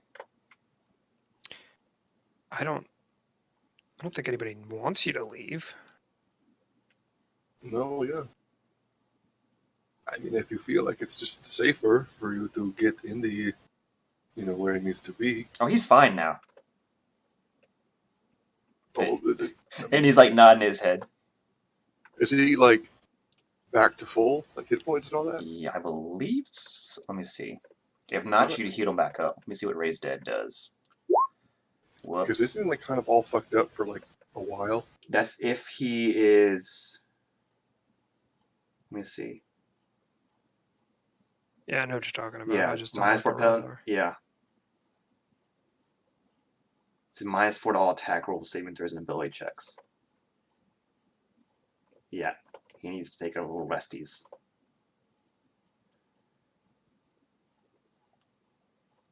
We'll say for the sake of the story that doesn't happen, though.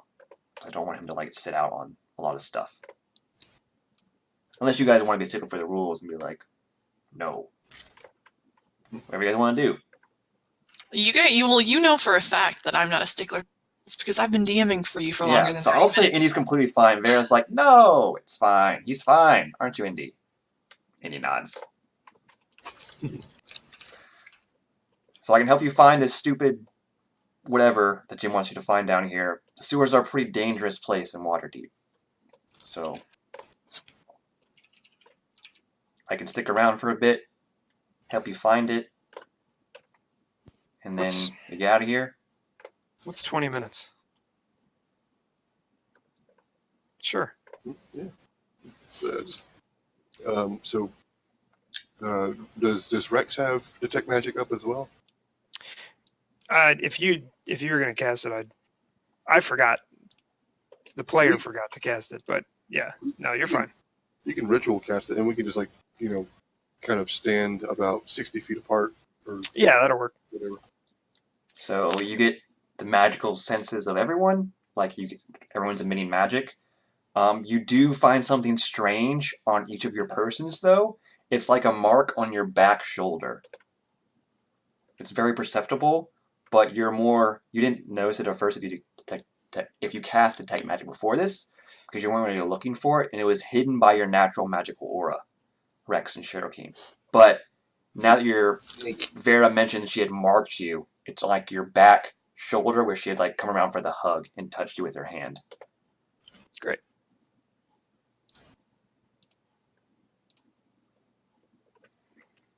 I'll look at Vera. You might need to teach me how to do that. Maybe just ask next time. Oh, that's right. I'm supposed to ask people before casting spells on them. I always forget, and Soren keeps on reminding me. I'm sorry. Yeah, might want to work on that. I can take it off if you want me to. I mean, let's take it off, and then you ask me if I want it on there, and then I'll say yes, and then you put it back. I feel like that wastes a lot of magic, though. Well, we'll do it later. But now, let's just get around looking for this little rectangle. Okay. So, you guys keep on going. You're unaccosted. I will end it shortly unless you guys want to continue. But, you guys are walking along. You can use Vane again if you want, or you can use Light. I can't cast them again. Okay. Well, Vera will cast Light I would have cast light. Yeah, but on something. What is Vera's? Vera has her familiar too. She doesn't normally use it. I have to go buy materials to summon him back. So, she says, I can just do this, and she opens her book, and light emits from it. So we can see using this if you'd like. She closes the book, and the light goes away. Just close it. Whatever. Okay. She says, I don't know who you are, sir. She's talking to Belgrathor. Oh, I had myself muted. He's gonna just wave his hand in an arc and go, I'm the intern. Belgrathor, sword hands. I would shake your hand. It's covered in muck. Oh, that's fine. I can fix that up. And she cleans it with prestidigitation. She says, Great. You look like a man who knows the value of a good hug. Oh, absolutely. And she's what a coincidence. So do I. And she comes in and gives you a hug. Okay, yeah, he's gonna do the thing where he picks her up and kind of swings. So her she is wearing medium armor, but you're barbarian, so doesn't mean much to you. She's still a half elf. Yeah, I'm a strong boy. Yeah, so you just pick her up. She's like, oh, you're enthusiastic about hugs. I am. Most adventurers aren't really a fan. I'll tell you, I've got a great story. I've got a great story about hugs. I'll tell you when we're out in the sewer. Don't. So 9 more lives doesn't like if you hug her. So. Well, I am all about consent. Yeah. No. I have to ask now, is what she told me. What? I have to ask her if she wants to be hugged now. I can't just hug her. No, no. I'm not gonna hug you. You told me not to. But let's get going, shall we? Mm-hmm. And you guys walk another 200 or so feet with the guided by the light of Vera's that's being emitted from Vera's spellbook. Guys can make perception rolls. Again, about another 200, 300 feet. Let's say 300 feet. 9 more lives. You would hear this. Vera would hear this as well. Hold on, I lost my character sheet. Somebody's playing rap music outside my window. Okay. 9 more lives. Cheryl Keen and Vera are the ones that hear this. But you hear voices that are speaking in common. They're not ones you recognize, but they're highly accented. And one, they're echoing across the stonework of the sewers. But one is vaguely feminine, and one is masculine, but a high pitch. And it sounds kind of like this. Doctor, are you sure searching the sewers for volunteers for your medical procedures is the best idea? And then there's a response. It says, Amelia, we've been over this. The city of the dead is too well guarded. There might be less corpses here in the sewers, but it's much safer. And here, if we take some bodies back with us, no one will complain or even care. He says, Well, I am living for Nate imitating Jesse, imitating very a bad good. accent. Says- and then it continues. It's like, it's hard to switch back and forth. It's like, but the smell though. And he says, and then the masculine voice replies, oh, but I quite like it. Reminds me of home. And then the feminine voice says, ugh, I'm going to need a long bath after this. And then this other small voice says, oh, here's a choice one. Got all of its limbs, and a head and mouth to boot. Listen closely. My dear patient, why don't you tell my lovely assistant Amelia here your medical history? That way old Dr. Gideon can fix you up right. And then the last thing you hear is, do I have to cast it here? Wouldn't it be better to just stuff the bodies into your bag and cast it when we get home? And then there's a pause and it says, wait, who's there?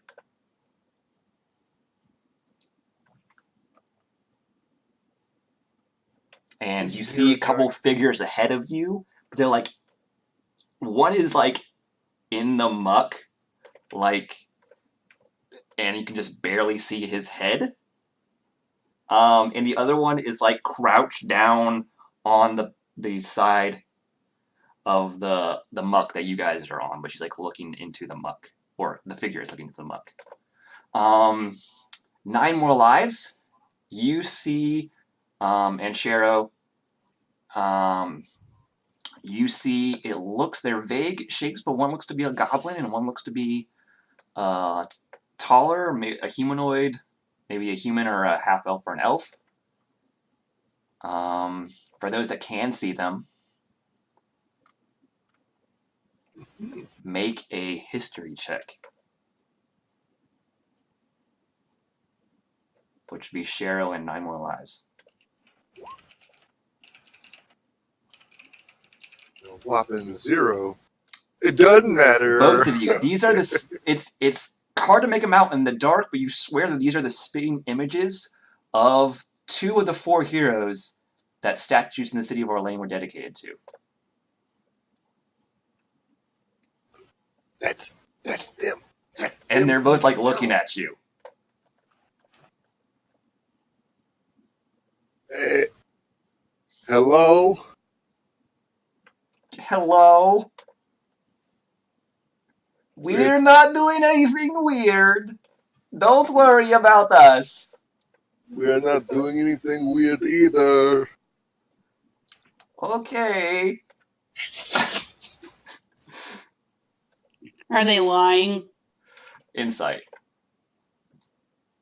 I'll have them roll deception too, but she's not good at that.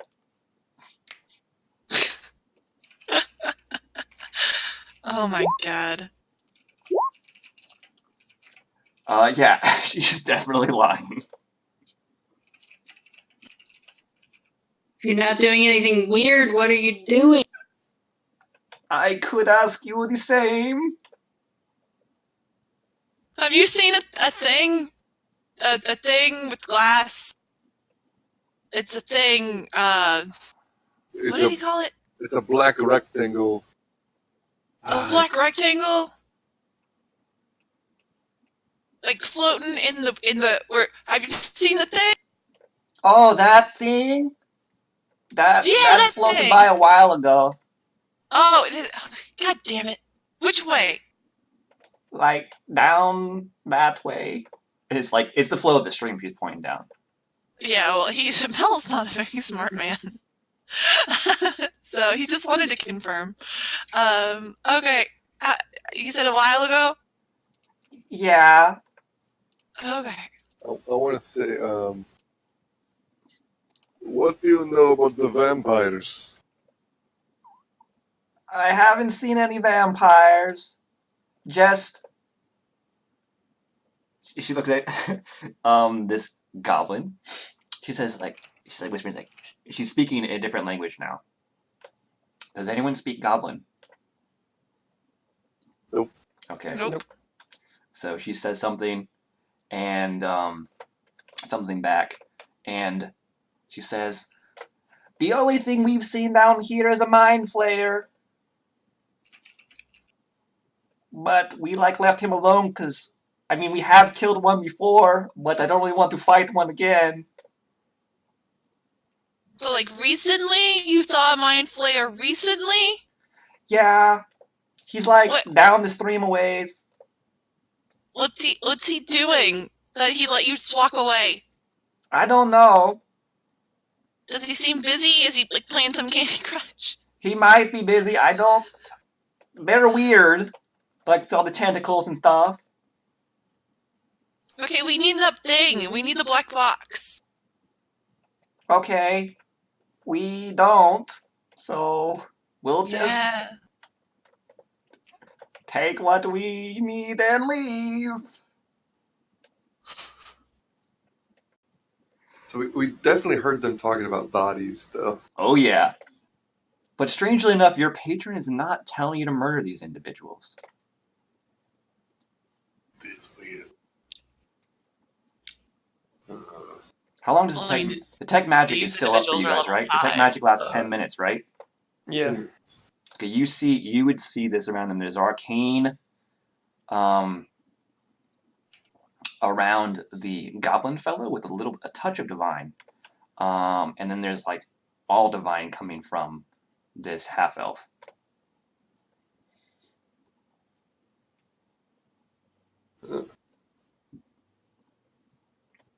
And I assume I see the symbol of whore. If you got closer, you could, but it's too small on her to make out. Okay. So have you seen any other strange creatures running around here besides that, doing any kind of weird magic stuff? No. I mean, we were down here before, and we killed a lot of goblins, and some oozes and stuff, but they were part of, the Xanathar Guild.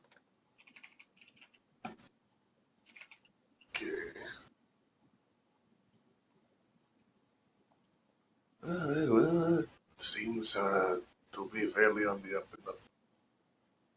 So we're just going... Really? That's what you'd say? We're just going to take what we need and cross to the other side of the stream, and you go the way you need to go. Yeah, Bella's gonna look over at you, Shaoqi, and be like, "Really? They seem like they're on the up and up to you." I I don't care what mean, they're doing. did I, like, I forgot, did I insight check? Like, The only one that inside was 9 more lives. okay, yeah, I'll insight. I'll see if they're. And Rex, Bella's gonna say, "I don't really care what they're doing, but they're talking about bodies." Whatever. No, we are not. Don't pay no attention to anything you might have heard. But she's really They're bad. lying. She's really bad at lying. Yeah, she rolled a 6. She is really bad at this lying thing. Yeah, and Bella's like, he's like, "We don't care as long as you don't bite us because that sucks." No, we don't. And then you see the goblin's eyes shine when you say that, and he like perks up. She's like, "No," and she like bonks him on the head. It's like, "No, we don't eat people." Well, good thing for keeping him in line.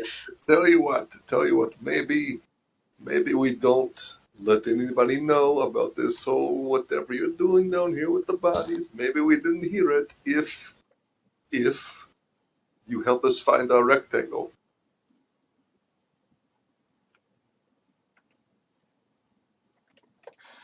Make a persuasion check. Okay. Yeah.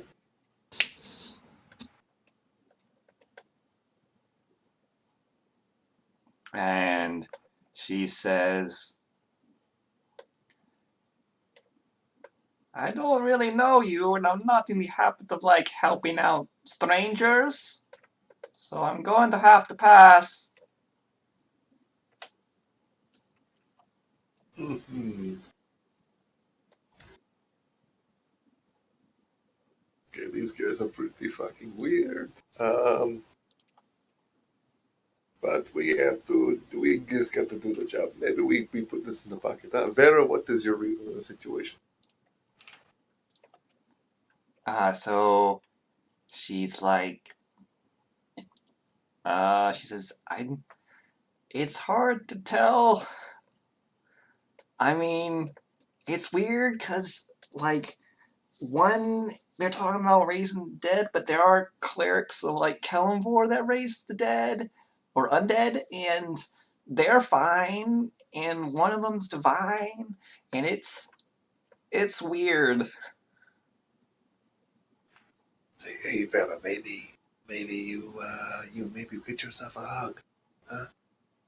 And don't ask this time. Just, She's like, "But I'm supposed to ask." Yeah, Aren't they, but like, maybe not. covered Maybe in this shit? time. Only one goblin is covered in shit. The half-elf is not. She's on the sort of sidewalk, as it were, that you guys are on. Okay. Maybe just this time you don't ask. Maybe you just do the hug. Huh? Just figure it out. I'm gonna ask her about something. The half-elf that was called Amelia, like, throws the doctor to the other side, opposite of you guys, and then she misty steps to the other side. Oh. Well, "We're going to go now. You didn't see anything. No, we heard plenty though. Like he's agreeing. You didn't hear anything either." Well, that's just untrue. And they're like watching you, but they're like walking past you now. And Belle's just gonna wave enthusiastically. Like, thanks for not biting us. Especially you, and he'll point at Gideon. And they're just walking by you guys, and then they're gone. just side-eyeing the entire thing. Okay. Well, let's keep finding this thing, huh? Sounds good. And so we can end it there if you want. That was what I wanted to get in. Yeah, actually, I need to go to bed. Because if you haven't figured out what the last encounter is, Could it possibly be? they A kind mind of flayer? told you. But yeah, we will pick up next God, week. Waterdeep needs to fucking work on its sewer system. Yeah, we'll pick up next week. I'll end the stream. We can stay a while and chat if you guys want to.